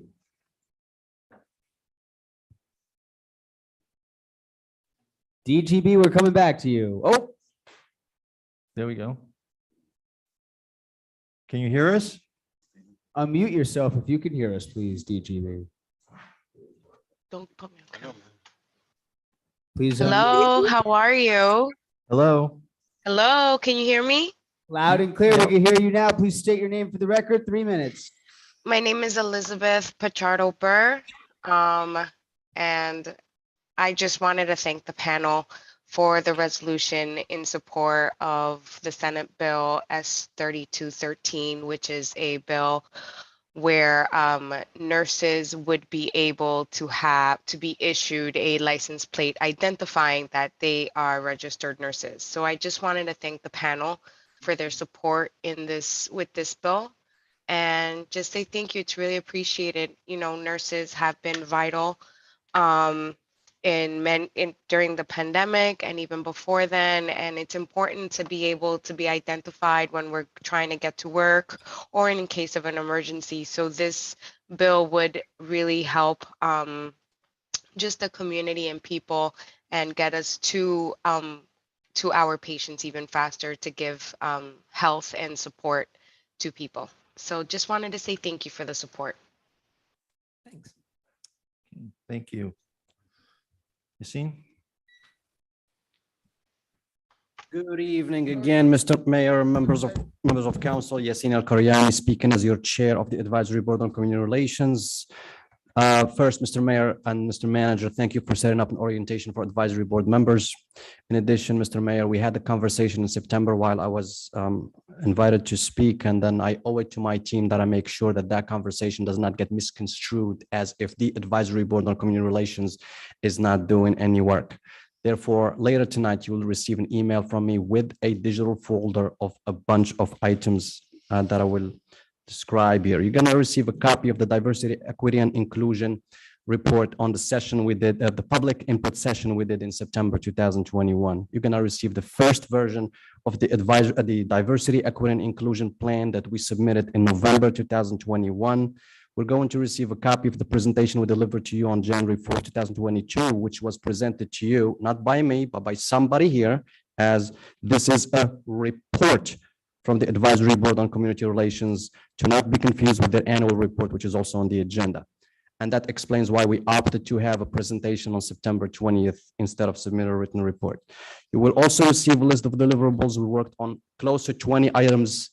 We've made some progress on some with you, but most of these items have not made it to the dais, despite the fact that we are compliant by Ordinance 15-2020 in terms of reporting. The list goes on, the bunch of reports that we sent, the requests for meeting, a letter objecting to regulating speech and at council meetings, a request for approval for a letter to go to Teaneck Voices to thank them for an article, a pledge to unite Teaneck. It's something that I personally worked on. I worked on it with the clerk. I'm paying for hosting for it. It's a web application, and then it has yet to make it to the days to be approved. But I think maybe that ship has sailed and other organizations are going to take over. I was invited to speak at FDU and I made an official request. That's one of the items you're going to receive. We amended the Diversity, Equity, and Inclusion, sent you another copy in August. So that's the second one that you have received, follow-ups on it. And then last but not least, September 1st, 2022, we made a request for Zoom credentials so that we can have a mock presentation to be delivered for the presentation to actually, a mock presentation to practice for the one that we're going to deliver on September 20th. So I hope this clarifies any misunderstandings. I thank you for all you do for the municipalities. And I also concur with what Councilwoman Rice said. I'm happy to bring the Councilwomen-elect up to speed with what the advisory board is doing. I'll email them separately. Again, thank you so much and have a happy Thanksgiving. Anybody on? No one on Zoom, Mayor? All right, we'll go over there, please.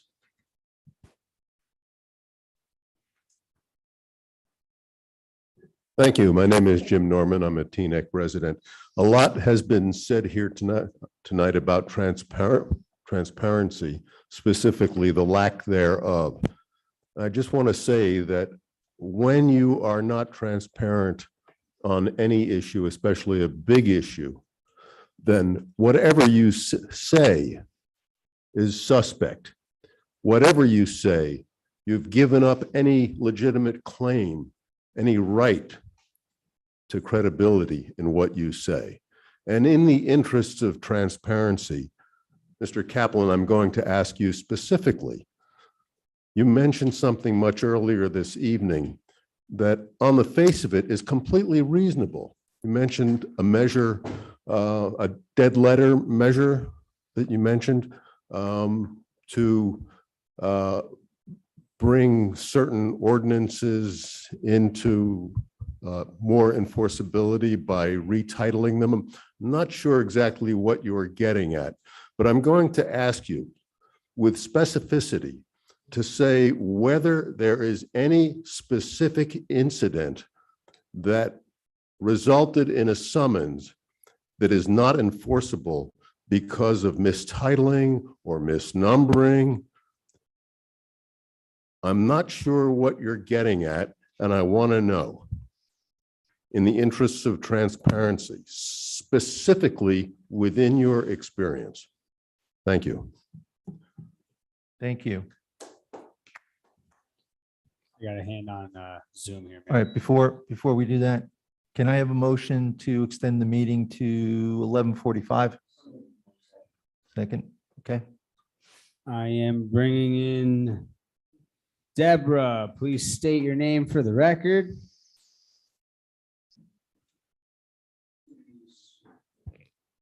Whenever you're ready, please state your name for the record. 3 minutes. My name is Deborah Hamburg. I'm a resident of Beatrice Street, very close to the area which you would like to redevelop. I've lived in this area since 1982. And I was very shocked to hear secondhand that my neighborhood, my residential neighborhood, will be changed drastically as a result of the proposed Crossroads development. I was very saddened to hear that some people here today have voiced their support for making Teaneck into Hackensack and saying, yes, whatever there's going to happen and whatever's happening in Hackensack should happen right here in Teaneck as well. We're a residential, we're a beautiful town, and I love this town, and it would make me very sad to see that character changed. Just steps away from my house, steps away, a proposed 5-story parking lot. Think about the traffic and the congestion.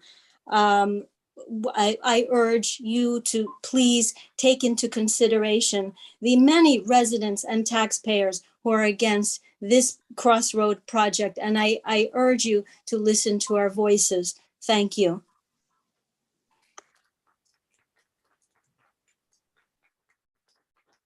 Howard?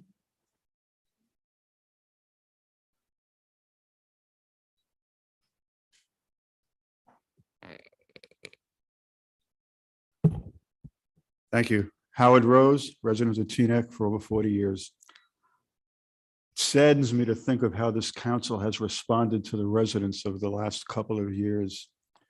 When residents come and speak at council and raise their concerns, it can be dismissed, I guess, with a shrug. How many people do they represent? We don't know. Maybe they're a minority. Maybe they don't count.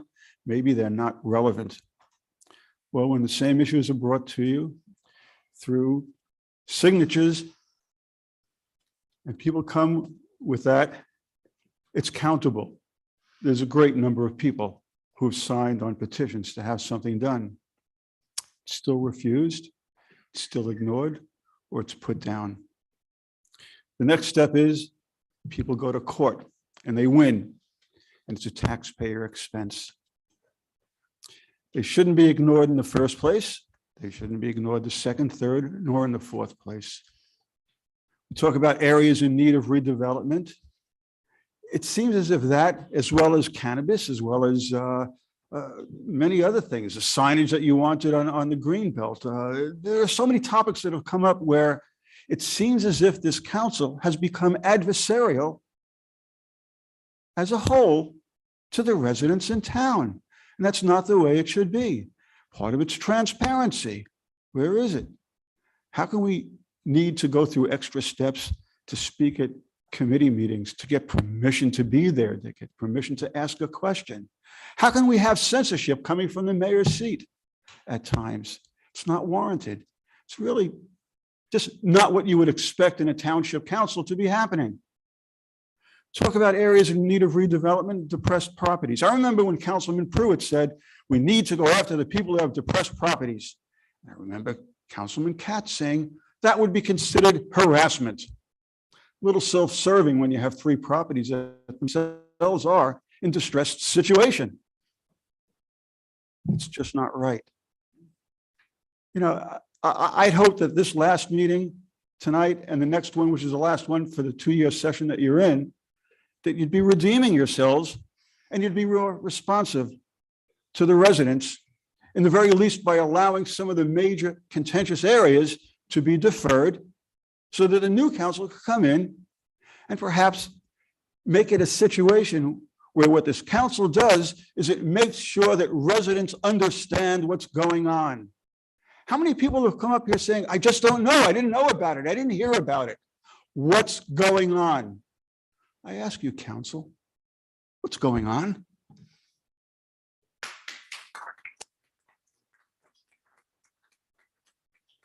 Anybody in Zoom?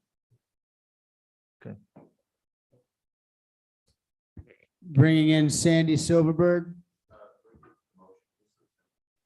We did till 12:45. Good evening again, council. I am. 3 minutes, Sandy. Thank you, Doug. Good evening again, council. Tonight, I'm in some regard very thankful. First, I want to thank the town manager and Councilwoman Oregon who met with me to assess the dangerous intersection at Decatur off Route 4. I understand there are complications. I hope further pleas will end well and that a stop sign will be installed to protect those making left-hand turns as they come off the highway.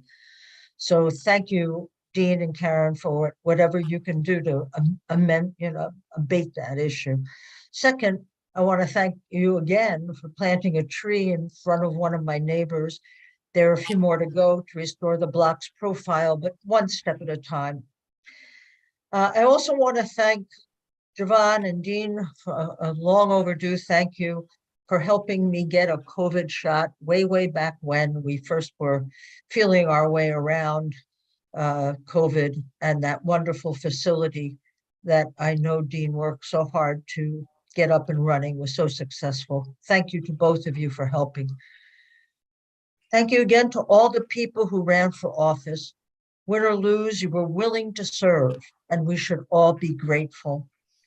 And thank you to the people of Teaneck who showed up to vote in high numbers. Not high enough, but getting there. It is pretty clear that the efforts to move our elections to November was a democratizing step. Bravo to everyone who made it happen. But then I'm also feeling very uncomfortable and very ill at ease.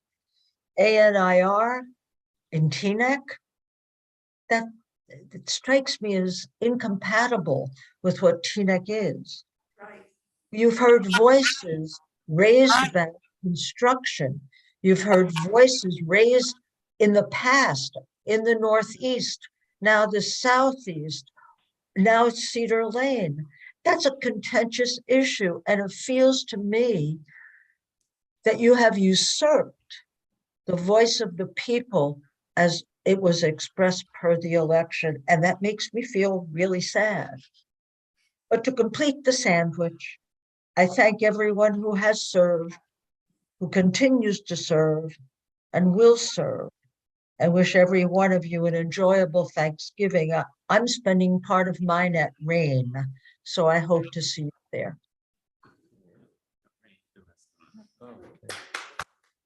Thank you, Sandy. Shanaz from TNEC. I'd like to speak about two things. One is TNEC Council's condemnation of TDMC resolution. Two is the Southwest Area AINR designation. On the first topic, the council has rushed to condemn the TDMC resolution, which you did not take the time to understand or reach out to thousands of Indians who live in TNEC. Councilman Pagan, it's sad that you have been dubbed as the most incompetent councilman for your statement. I have not read the resolution, but I find it offensive. The council had 2 months to understand the issue and retract the condemnation. Thousands of TNEC residents are waiting and watching for TNEC to truly stand against hate. On the second topic regarding Southwest development plans, speculation is that the word TNEC comes from various Dutch or English words, or it could be Native American in origin, meaning the woods. My family moved from northeast part of TNEC to southwest on Chestnut Ave in the 70s. This is now near Stop and Shop, a part of town that was filled with trees. Several trees were cut down for housing on American Legion. Trees were cut down for Stop and Shop. And in the last few years, the hurricanes uprooted dozens of trees on Chestnut Ave, where I live, which is right behind American Legion. Now my nephew has asthma, and my mom has breathing problems and needs oxygen. Many studies show a direct correlation between asthma and tree density. Children living in areas with more street trees have lower prevalence of asthma. The demographics of Southwest TNEC have evolved along with the loss of trees. Now we need to have some hard conversations on environmental racism. Yes, environmental racism refers to rules, regulations, policies, or government decisions that deliberately target certain communities for locally undesirable land uses, lacks enforcement of zoning and environmental laws, designating portions of Southwest as areas in need of redevelopment to avoid engaging the residents in is really troubling. I'm deeply concerned about the development plans in parts of TNEC that may be causing serious health issues as hundreds of cars are introduced and limited tree canopies. I can only hope someone is actually reading the master plan, because designating AINR to avoid conversations is abuse of power. We need a government that works for us and hope to have better conversations after the reorg.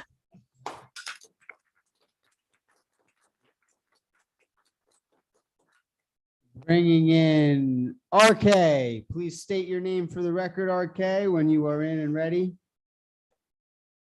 RK. Hey, it's Reshma Khan. Before I begin, Doug, I must tell you that for people on Zoom, it's a pretty pathetic experience. We do not have an entire camera view of either the council or the speakers who are speaking. So if you could please look into that the next time you stream this, that will be really appreciated. Thank you. It is 2022. All minorities today are living in some kind of fear. News is rampant with threats, attacks, or threats of attacks. Sadly, we have a vigil tomorrow night for an incident that should have never happened. This is the least we can do, gather together and have a moving service for those who have been affected. In a similar way, to show solidarity with oppressed minorities, TDMC recently took a stand against Hindutva extremism a right-wing ideology of extremism that is against all minorities, including Muslims, Christians, Jews, and Sikhs.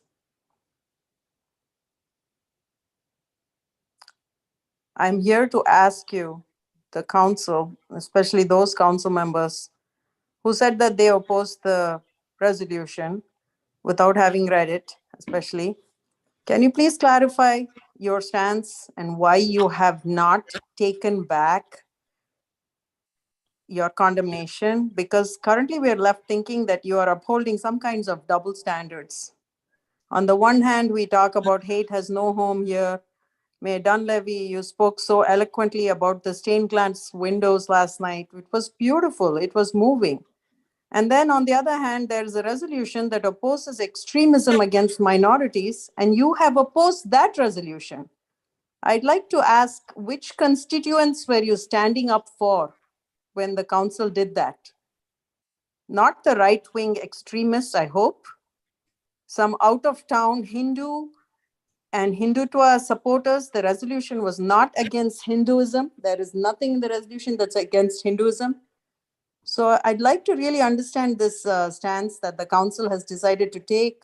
We had a wonderful conversation. We tried to educate you. Several speakers came up and spoke and clearly demarcated what the resolution stands against. Some of you have decided to take a very diplomatic stance and call this a foreign issue, even though it is this aggression is growing in New Jersey. So it will be great if at the end of Good and Welfare, you actually address my question so we can actually get your confirmed stance on this, including Councilman Mike Pagan and Keith Kaplan. Thank you.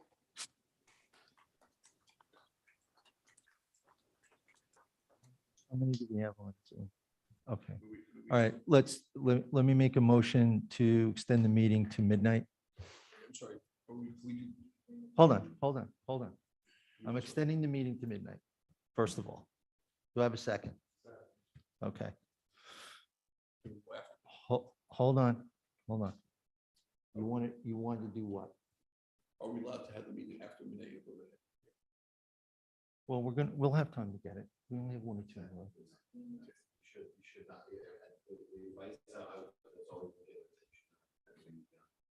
Mr. Mayor. Go ahead. I would like to make a motion to good and welfare. And I have no problem going back. I'm happy to go back afterwards, but let's do the bill. Let's have a bill list. All right. And then we'll go- All right, so we have a motion, on the floor then to resume regular business in the agenda. And we will come back with whatever time is left between now and midnight. Wait, you're going to rush those Hold. resolutions through?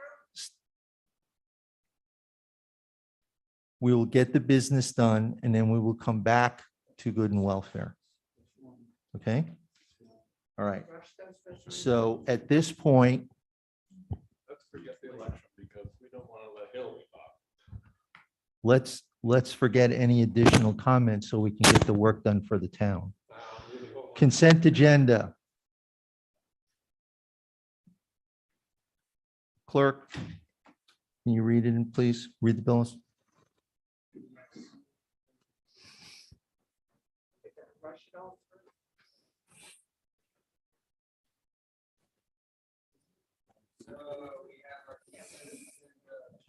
We have our consent agenda this evening, and like the mayor said, we are coming back to good and welfare. We are going to our consent agenda. We'll be right back to good and welfare. For our consent agenda, this is considering 2 sets of minutes, resolutions 275-2022 to resolution 294-2022.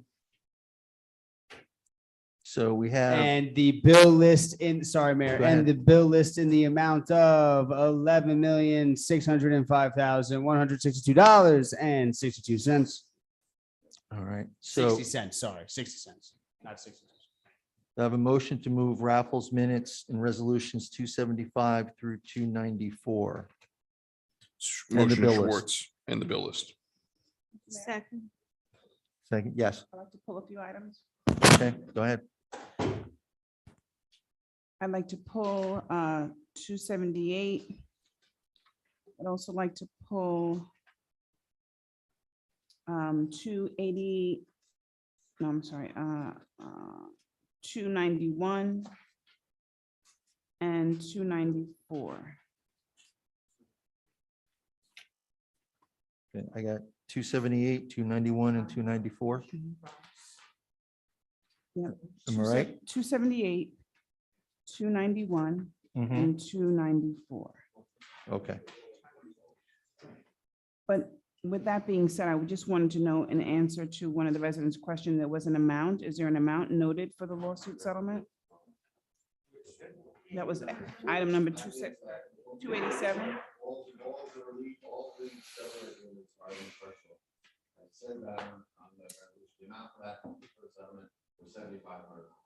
But they're all available for clerk's office. They're all filed with the resolution.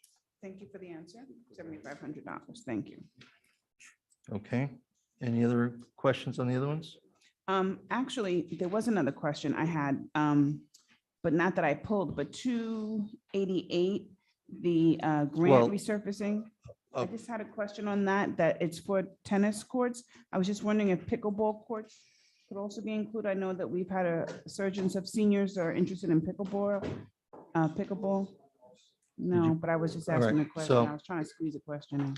All right. Let's pull that one too. I'm sorry, 288, if you could just pull that. Thank you. Okay.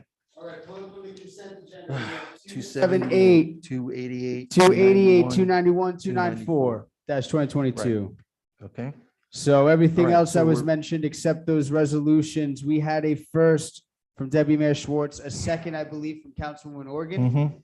Running down the roll, save those resolutions pulled from Councilwoman Rami Rice. Councilwoman Rami Rice. Yes, with an abstention on the bills list due to a potential conflict with the Board of Education as advised by the attorney. And Councilman Began. Councilwoman Organ. Councilman Kaplan. Yes. Deputy Mayor Schwartz. Yes. Deputy Mayor Katz. Yes, with an abstention on 283, 2022, and an abstention on the bills list. Just on 283, Deputy Mayor. For now, I'm also going to abstain on 294 when we bring it up. Mayor Dunleavy. Who? Mayor Dunleavy. Apologies. Okay. Yes. All right, we'll go back to 278. Councilmember Rice? 278, yeah, I just wanted to have that pulled, as there's been a lot of concern and question about that. And I'm just wondering, is there an opportunity to delay that, to have more of a community forum as was presented with our ordinance that was done? We have an extensive presentation with renderings and pictures that has not even been discussed at this, meeting. So I was just wondering if there's any time issues, or is this something that could be delayed? You want me to address this? Sure, go ahead. So just so, again, so everyone in the public knows what 278 is. 278's actually already been passed. This is a resolution that was amending the original resolution that designated Crossroads as the redeveloper. This is not a new resolution, as it specifically says, amending the resolution. And it was amended because the representative for Stop and Shop had some objections to some of the things that were in the original resolution. Specifically, lot 13 was in the original resolution. It shouldn't have been. And they also wanted to designate only a portion of lot 5 because there are still negotiations going on between Stop and Shop and Crossroads as to who owns which pieces of the property. So this was done at Stop and Shop's request, essentially. And they asked us to change this so that it would be consistent with their negotiations with Crossroads. So this has already been passed, if you would. This is not a new resolution. This was already on the agenda in September. Well, thank you at least for that. Thank you for that additional Paula. information, which wouldn't have been provided had we had not at least pulled it to discuss. Well, actually, Councilwoman, it's in the title and it's in the dialogue. I understand that, but That's- you added additional information Okay. about Stop and Shop, so that was not listed and right. noted. So thank you for that additional information. Moving on, 288. 288, I just had a question about the tennis courts. I was just asking about pickleball that had been a recent request by some of our seniors. So I was just wondering if there was any consideration of including pickleball markings in those tennis I'm courts. in favor of that. I think it's a great idea. Yeah, as we did with Ammon Park, I did take some criticism for that, for making it a hybrid recently, but I have no objection when we do the project, making Oregon a hybrid as well. But to be clear, this is just to authorize us to seek the grant. This is not about what's happening. That's correct. It just, but it mentions tennis courts. So I would like it to say slash We should pickleball. expound it. Thank you. That's wonderful. Okay, moving on. 291, I was just wondering if there could be a further elaboration about the project. It really does not give much in the explanation. So this is part of the grant process. We have to do the resolution. It's a local freight grant that would cover the majority of Palisade Avenue, really from, I think they're going back from the area of Colonial Court all the way down to the dead end of Palisade Avenue. And that road is in pretty rough shape. So this local freight grant requires a resolution, which Millennium Strategies will submit for us. But hopefully the local freight grant, DOT will approve it and pay. It's a pretty big expense to resurface that entire road. But this is the start of that process. They need a resolution for it. For the application. resurfacing the road. Yes. Great, thanks. 294. 294, the transfer of liquor license. I think I've asked this a few times before about the process and making sure that it's a transparent process. So this says that they're actually transferring, it's a person to person, to the premises located at to be determined. So we can even transfer a license with a no determined location? Pocket license. Yes, what if there is a liquor license that does not have a location, it turns into a pocket license. The state provides that mechanism so people can retain that interest, the value of that license. Only because I know that there's a number of community residents that have been asking about access or, to liquor licenses, and it just doesn't seem to be an open process. So they could just go from pocket to pocket, I take it. We have no inkling or bearing on when these people make these business dealings with each other. It's private business transactions. We come in typically at the last base there, if you will, when all that has kind of been decided amongst themselves, and then they submit the application to us, the municipal issuing authority. Okay. Thank you so much. Greatly appreciate it. No problem. Okay. So can I have a motion to move 278, 288, 291, and Motion. 294? Second. Doug, call the roll. And that was a first from the mayor, correct? No, Keith. Sorry, Councilman Kaplan. Second from, Me. thank you. Councilman Rami Rice. No on 278. And yes, on all the others. Councilman Magan. Councilman Morgan. Councilman Kaplan. Yes. Deputy Mayor Schwartz. Yes. Deputy Mayor Katz. Yes, with an abstention on 294.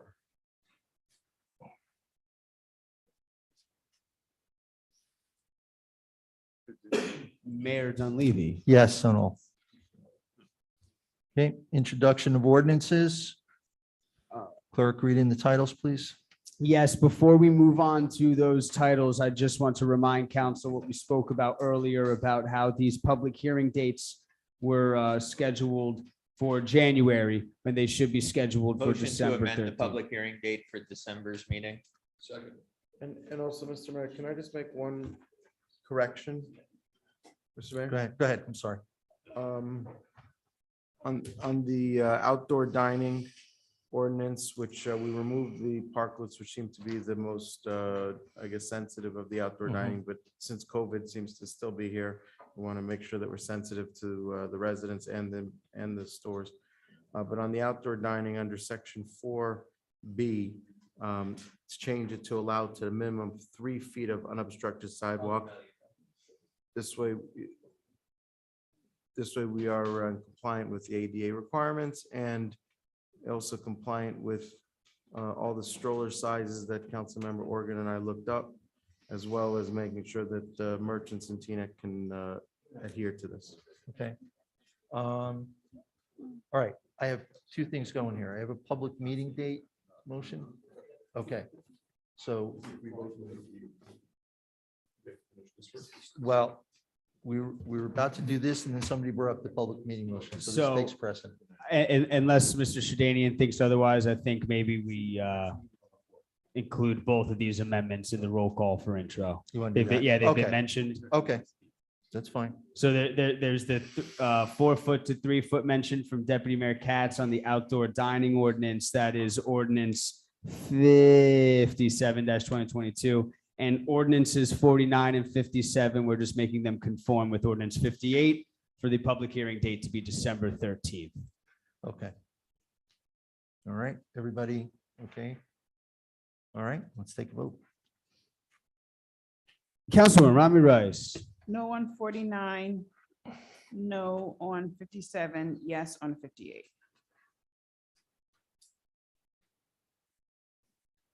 Councilman Began. Councilwoman Organ. No on 58, yes on the others.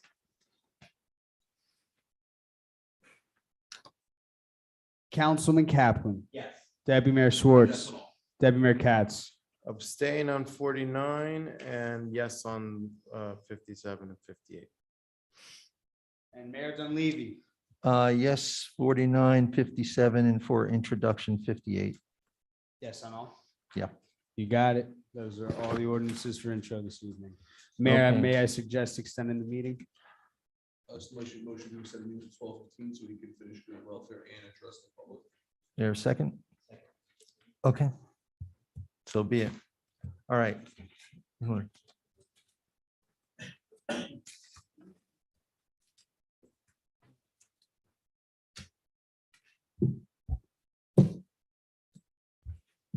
Hi, Doug.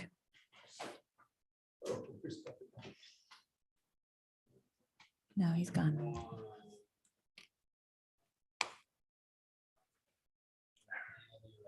Hillary Goldberg. Oh God, I can't see. For decades, Teaneck has been blessed with being a vibrant and richly diverse township. It was incredible to me as I walked the streets these past few months to speak to residents about how every person experiences Teaneck so differently. Having heard from so many residents, I look forward to working with the new council to address those experiences. Residents cry out year after year about the excessive leaf piles lining our street, taking up precious parking spaces for our residents, shoppers, and visitors. They also create safety hazards on the dark streets. Unfortunately, when asked when the leaves will be picked up, they are simply told to check a website with a map that is not really so user-friendly. Residents come before the council meeting after meeting to say, as they have done tonight, to speak about development issues, to say that their voices are not being heard, say that they are experiencing increased traffic on the roads, that they are having a harder time parking, that they have lost their views, that their property values are being impacted, only to be told that they are wrong, they're NIMBY, that they're against progress. As I went door to door, I learned about sewage smells, flooding, delayed storm damage cleanup, car theft, racism, anti-Semitism, including an anti-Semitism attack directed at me personally in the street, garbage and recycling issues, potholes, taxes, bullying, cyberbullying, domestic violence, lack of access to healthcare, lack of affordable housing, and so many other issues that the 40,000 residents are experiencing. In the highest council election turnout ever, residents came to the ballot box and voted. And they voted for transparency, they voted for smart development, they voted to be treated with respect. And for the record, giving the finger in a council meeting is not respect. And most importantly, they voted because their experiences do matter. Our residents' experiences are not wrong and their feelings are not wrong. We may have differing opinions on issues. We may have differing approaches to things, and that's okay. We need to all accept that it's okay to civilly disagree. It's okay to meet in the middle on things. If this election taught me anything about Teaneck, it's that the diversity of our opinion and experiences will help us move forward and heal. I look forward to working with my new council colleagues to help Teaneck heal, to find a solution to the leaves, to provide better lighting in the street, to fill those potholes, and to develop Teaneck so that we are a destination while respecting the residents and the master plan. I look forward to a council where for the first time ever, there will be a majority women. I look forward to working on ways to engage residents, involve them when they say they want to be involved. And I look forward to diversity in our boards and accomplishing these things together. I hope everyone has a happy and a healthy and a safe Thanksgiving. Thank you.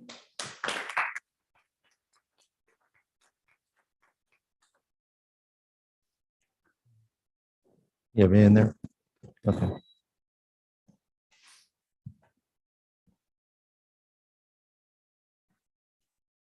Bringing in Rachel. Oh, sorry, Rachel. I hit the wrong button. Give me a minute. All the buttons start to look the same after a while. Rachel, I'm bringing you back. I'm sorry. Please don't take that personally. I was not kicking you out. I found you.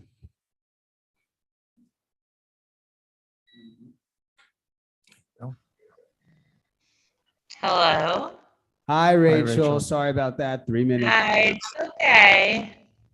Can you hear me clearly? You not too clearly. You sound a little Yeah. feedbacky, almost like a robot. Not sure why.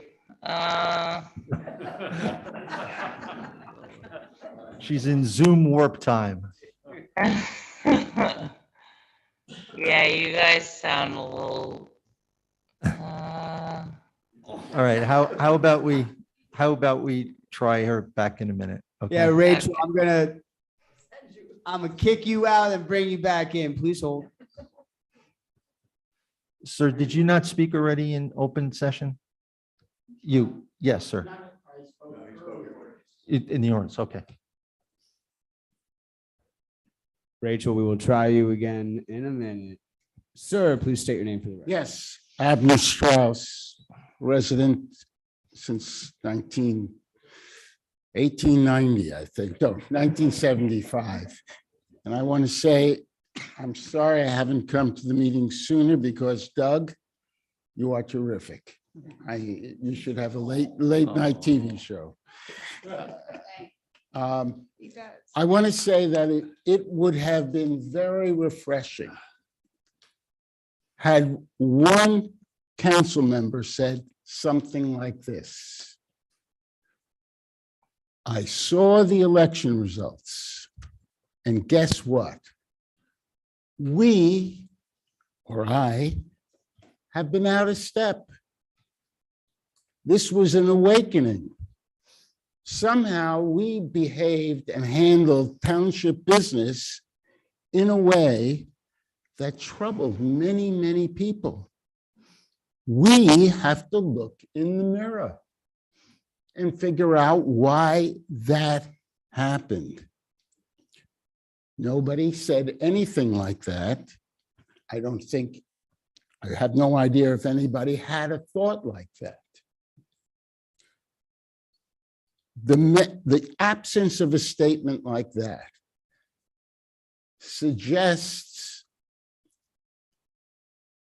which has been part of the undercurrent, is that members of the council have been self-serving.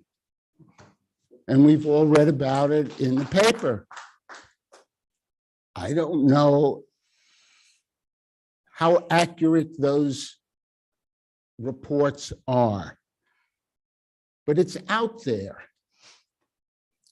And you folks seem unwilling, unable, or not interested in addressing that. So I'm left to think, are you guys self-serving or servants of the people? You have to think about that. You go home with yourselves at night. What is your motive? How much is it self-interest and how much is it the interests of these 40,000 people? Thank you. Thank you, Mr. Strauss. Please get home safe. Rachel, we're gonna try. Please unmute. Please unmute. I see there's two Rachels here. You must be trying separate devices. I do admire that. Okay, I switched to my phone. Is that better? There we go. Crystal clear, Rachel. You got three. Okay. So my name is Rachel Temsky. I've been a Teaneck resident for almost 20 years now. I wanted to thank the council for everything they do for our town and the community. These meetings are very long. I've been watching almost all these meetings and wow, they are quite long. My comment tonight is actually addressing what Mr. Rose had to say. He was talking about the residents' voices being ignored and the petitions of residents being ignored by the council. Now, I am the parent of a special needs child who was in the Teaneck Public Schools for 4 years in a self-contained class. I'm pretty sure that when Mr. Rose was on the board, he ignored us as special needs parents when we were trying to get our children back to school. My son was kept home for almost an entire year. During 2020, he didn't go back till the end of January 2021. So to say that, to speak up about residents' voices being ignored by the council is a little hypocritical when you're in the position of that kind of decision-making, that kind of power, and you completely ignored us as special needs parents, and you completely let down the special needs children of this town. So that is all I have to say. Lawsuits being brought to the council, wasting tax dollars. I think we could say the same about the lawsuits brought towards the Board of Ed during this time period when we as frustrated parents had enough and wanted what our children deserve and what they're entitled to. I hope everyone has a happy Thanksgiving and thank you and have a good night. Thank you, Rachel. Thank you for your patience. Hi, everyone. Danielle G., Teaneck resident. I'll try to keep it quick. The first question is a quick one. Thoughts on, I just wanted to get an understanding of why we're doing the reorg on January 4th, the exact same time as the Board of Ed reorg. It's not, so because in the calendar it says January 4th. All right, it's not great. It is January 4th right now. No, we're changing. Okay. We're changing it. Happy, delighted to hear it. I hope that's not part of my 3 minutes. The second part, I just hearing all the residents speak today, there seems to be a thread of not enough transparency, concern that data is inaccurate. How can we get clarity on that? And I just wanted to point out another piece of information that was shared today that I think is not as accurate as was shared. So earlier this evening, Councilman Kaplan shared data sourced from former Superintendent Christopher Irving about how many students currently attend Teaneck Public Schools from recently developed buildings such as 1500 Teaneck Road and others.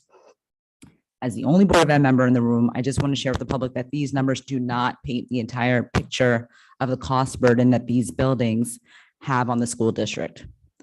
The data that Councilman Kaplan shared excludes the cost of students that attend the charter schools. It excludes the cost of students that attend private schools.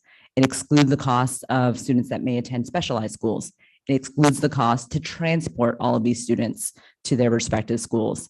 In addition, it excludes any payments in lieu of transportation. And these are just a few examples of real costs that have been excluded from Councilman Kaplan's analysis. So my big concern and question, big picture after hearing all of this is, what other analyses are we using that are inaccurate? Are we basing multi-million-dollar development deals on poor data and not thorough analyses? Should we take a moment to pause and revisit the financials based on the questions that were brought up by the public today? At a minimum, I would encourage council members to work with the Board of Ed to get more realistic cost data, because I know the numbers we saw today were definitely misleading, and we owe it to our taxpaying residents to make decisions based on thorough data and analyses. Thank you.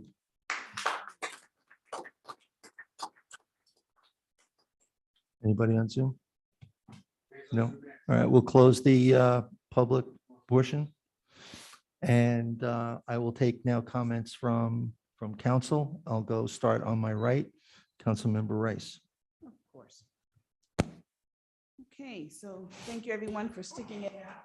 Good night. When I asked some time ago, do we have any development that is not an ANIR? And I was told, yes, we have a senior project. So now I guess we actually have two. I would like to know if we can get an answer for Paula's question about what's taking place in that parking lot, because I've noticed that for some time now, that construction debris, maybe it's an individual project, but it would be nice to have that information. just like to make a point of clarity, which I thought I did when I made the comment about Hackensack. I just simply said that I wish we were like Hackensack with regard to the development process. They were open, transparent, they engaged the community. It took a number of years. I know that Mr. Reiner went through a number of different administrations to bring that to fruition, not to make Teaneck the open, transparent dialogue with the community to bring a development project.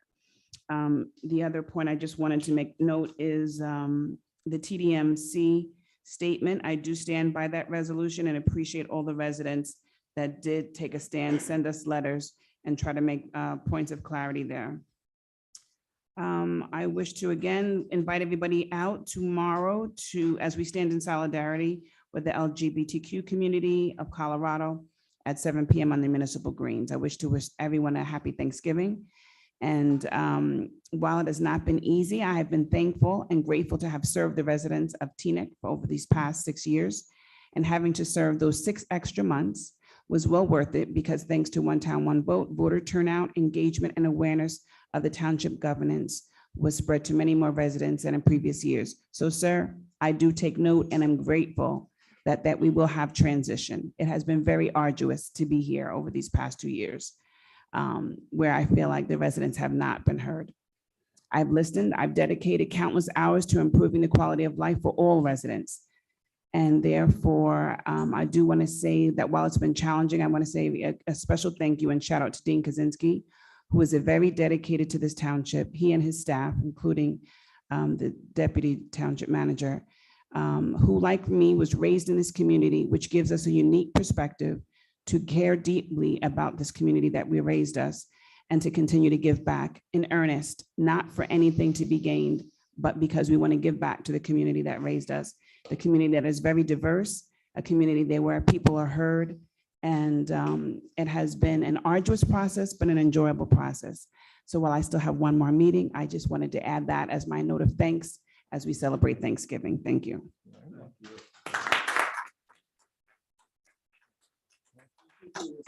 Thank you, Mayor. Before I address some of the comments and questions raised by our residents, I'd like to wish everyone a happy Thanksgiving and thank everyone for voting in this past election on November 8th. I'd like to congratulate all of the winners, but I also like to thank everyone who ran for office because it is no easy task to campaign for public office and it takes a lot of courage and work to run for school board and council. So thank you to all who took up the challenge to help represent the people of Teaneck. I'd also like to thank everyone who helped make the Teaneck Veterans Day event such a success this past November 11th. It was a wonderful event and it was very well attended. I'd also like to thank our city manager and everyone on staff at City Hall who helped work to find a solution to the recent healthcare challenge being posed by the governor in the state that is increasing healthcare rates for municipalities across the state. Thank you for that, Dean. When it comes to development, it is important that Teaneck continue to grow responsibly and wisely, and that is what is happening when you compare our hometown's recent developmental progress to neighboring municipalities. So I like to support projects that continue to provide affordable housing opportunities for older adults who are living on a fixed income and middle-class families with children who are looking for a great place to live, work, and go to school. As for Christmas lights, Mr. Zenon, we will talk to our manager and the DPW to get the lights put up past Tryon Avenue. Concerning cannabis, I still support expanding the zone to help this initiative succeed. Also, I recently met with the Council on American Islamic Relations, leaders of the Teaneck Muslim community and leaders of the Hindu community to talk about the TDMC resolution, and it was very productive. And thank you, lastly, to everyone who came out tonight to express their opinions on all of the issues facing our hometown. We hear you and we are listening to you, and we are using what you say to help guide us as we move forward. So thank you for your comments and for participating. And it's getting late, Mr. Mayor, so I'm going to yield the remainder of my time. Okay. Thank you. All right. Deputy Mayor Katz. So first, I also would like to wish the residents a happy Thanksgiving. I don't know if that was Councilmember Rice's goodbye message as far as final meeting. I know we have one more, but I will say and take this opportunity to thank Councilmember Rice for her service to the township over the last 6 years. I think that she's been a valuable asset to the council. We definitely disagreed on several issues, but then again, Deputy Mayor Mark Schwartz disagree with me on that issue this morning and was not as pleasant, but he apologized. Being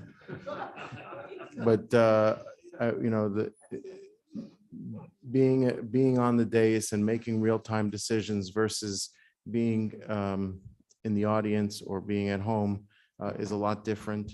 And the truth is, I believe that everybody here, no matter what some of the public wants to feel, I think everybody here comes with genuine intentions and really the best interest for every single resident of Teaneck.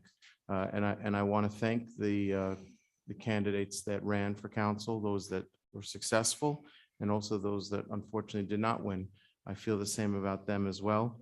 Councilman Kaplan sometimes his style is a lot different than mine. He has the best interest of every single resident of this town. He's responsive to every single resident of this town, and he really does care. His presence on this council will be missed. And I'm sure we're going to get emails correcting a lot of the ordinances moving forward. So we thank you for that in advance. And to my friend Jim Dunleavy, I want to tell you, you did an unbelievable job as mayor. I say that as a former mayor as well. The first part of your mayorship, we were in basements. We were still dealing with COVID. Stylistically, you are so sensible, the way you communicate, the way you articulate, the way you process things. Honestly, one of the best mayors that I've served with on council. So thank you very much, and happy and healthy Thanksgiving, everyone. Thank you. Councilman Kaplan. Make a motion to extend the meeting until 12:20. Second. Thank you, Mr. Mayor. Sorry. As you never know if you'll miss a meeting, I just wanted to thank the people that elected me to council. I wish the best to the councilwoman-elect that will be joining you on the dais. The outpouring of support I've received from every quadrant in town regarding people that I've helped, affected one way or another has been terrific, especially those that made some comments about how I come across. I can certainly appreciate the feedback, positive and negative. Having held the gavel at the planning board before coming to council, I know how difficult and all-consuming that can sometimes be. And I really just want to echo what Ellie said. It is a thankless job in the best of times. And Mayor Dunleavy, you've done exceptionally well over the last 4 years. Just because it's in my nature, the highest turnout was in 1962 when 8,000 votes went to Mayor Matty Feldman. 53% of the electorate came out during that election. And it was the all-time high census-wise of Teaneck, 43,000 and change by the census. But in all seriousness, I really want to thank the people that have come out. Mr. Norman, I'd happily discuss if you want to wait after the issue with the ordinance. And for the next 4 weeks or so that I have left, my email is kkaplan@teanecknj.gov. If I could be of assistance to anybody or the people coming in for next year, please let me know. I'm certainly dedicated to helping out all the residents here. And I thank everybody on council for your service. I don't know why we're saying our goodbyes now. Yeah, because I we didn't have another understand why meeting. this started. I would like to congratulate Danielle, Denise, and Hillary. I look forward to serving with you. I do think, at least for myself, that my mind does not work after midnight. And so I think this is a very bad precedent for the second meeting in a row. Yes. I can't do it. I've got no thoughts. And happy Thanksgiving, everybody. To two of the three councilwomen elected, welcome to the Township of Teaneck Council meetings. As I said to one of you last night, and I'll say it, you'll sit back and you'll look in about a year from now and realize this is a very well-run town. This is a town that, while we may grow up hearing all these ideas of corruption, New Jersey, we don't have it. We don't have this. Is our books are great, our audits are great, our staff is great, and you'll come back and realize how often we talk to people, how often we talk to anyone that wants to speak, to be spoken to, whether or not we agree or disagree. And I think you'll learn to realize that Teaneck is a good place, and it's a great place. And I look forward to serving with you over the next 2 years. Mr. Yuck, thank you very much for staying. I look forward to meeting with you and your neighbors in the very near future. I can assure you that there's nothing getting built instantly. There's always a resolution. The trucks aren't coming tomorrow. We'll have plenty of time to talk. And I look forward to it. And as many people can tell you, I can talk about development all night and all day and all night. So when you kick me out of your house at 1 o'clock in the morning, that's on you. And I look forward to really putting a great product in all quadrants of town, in all areas, and improving for everyone. And I look forward to the holiday season where we can all take a step back and really enjoy the parts of life that matter the most. Thank you. Thank you. I did not prepare my final statement because I was thinking maybe we might do that at the last meeting. Okay. So I'll hold off. I'll say thank you to everyone for their kind words. But what I wanted to do was to take a moment to explain what Councilmember Pagan and I did with respect to the outpouring of concern from the Muslim community. We did exactly what I said I wanted to do, which was to meet with the leadership of the Muslim communities here and have dialogue with them. In addition, we had dialogue, many phone calls and Zooms back and forth with Representative Director of CARE NJ, which is, I think, one of the largest organizations that represents them. And we came up, we did a joint statement from the town and from them that they were very, very happy with. And they put it up on Insider NJ and said as much, that they were very pleased with our position. We had a great meeting with, really?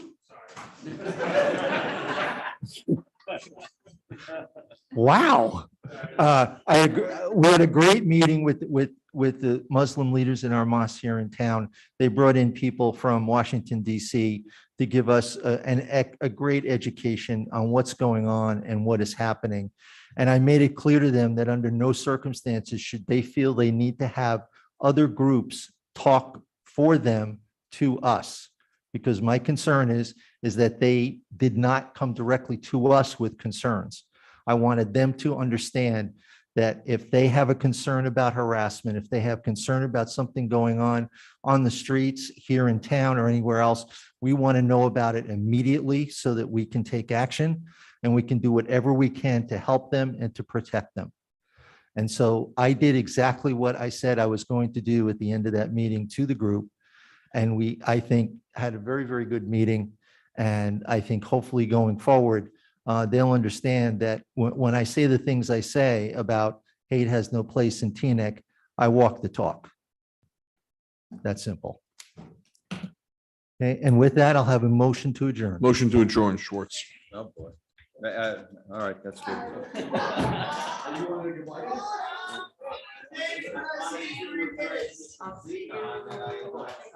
Oh, I'm sorry.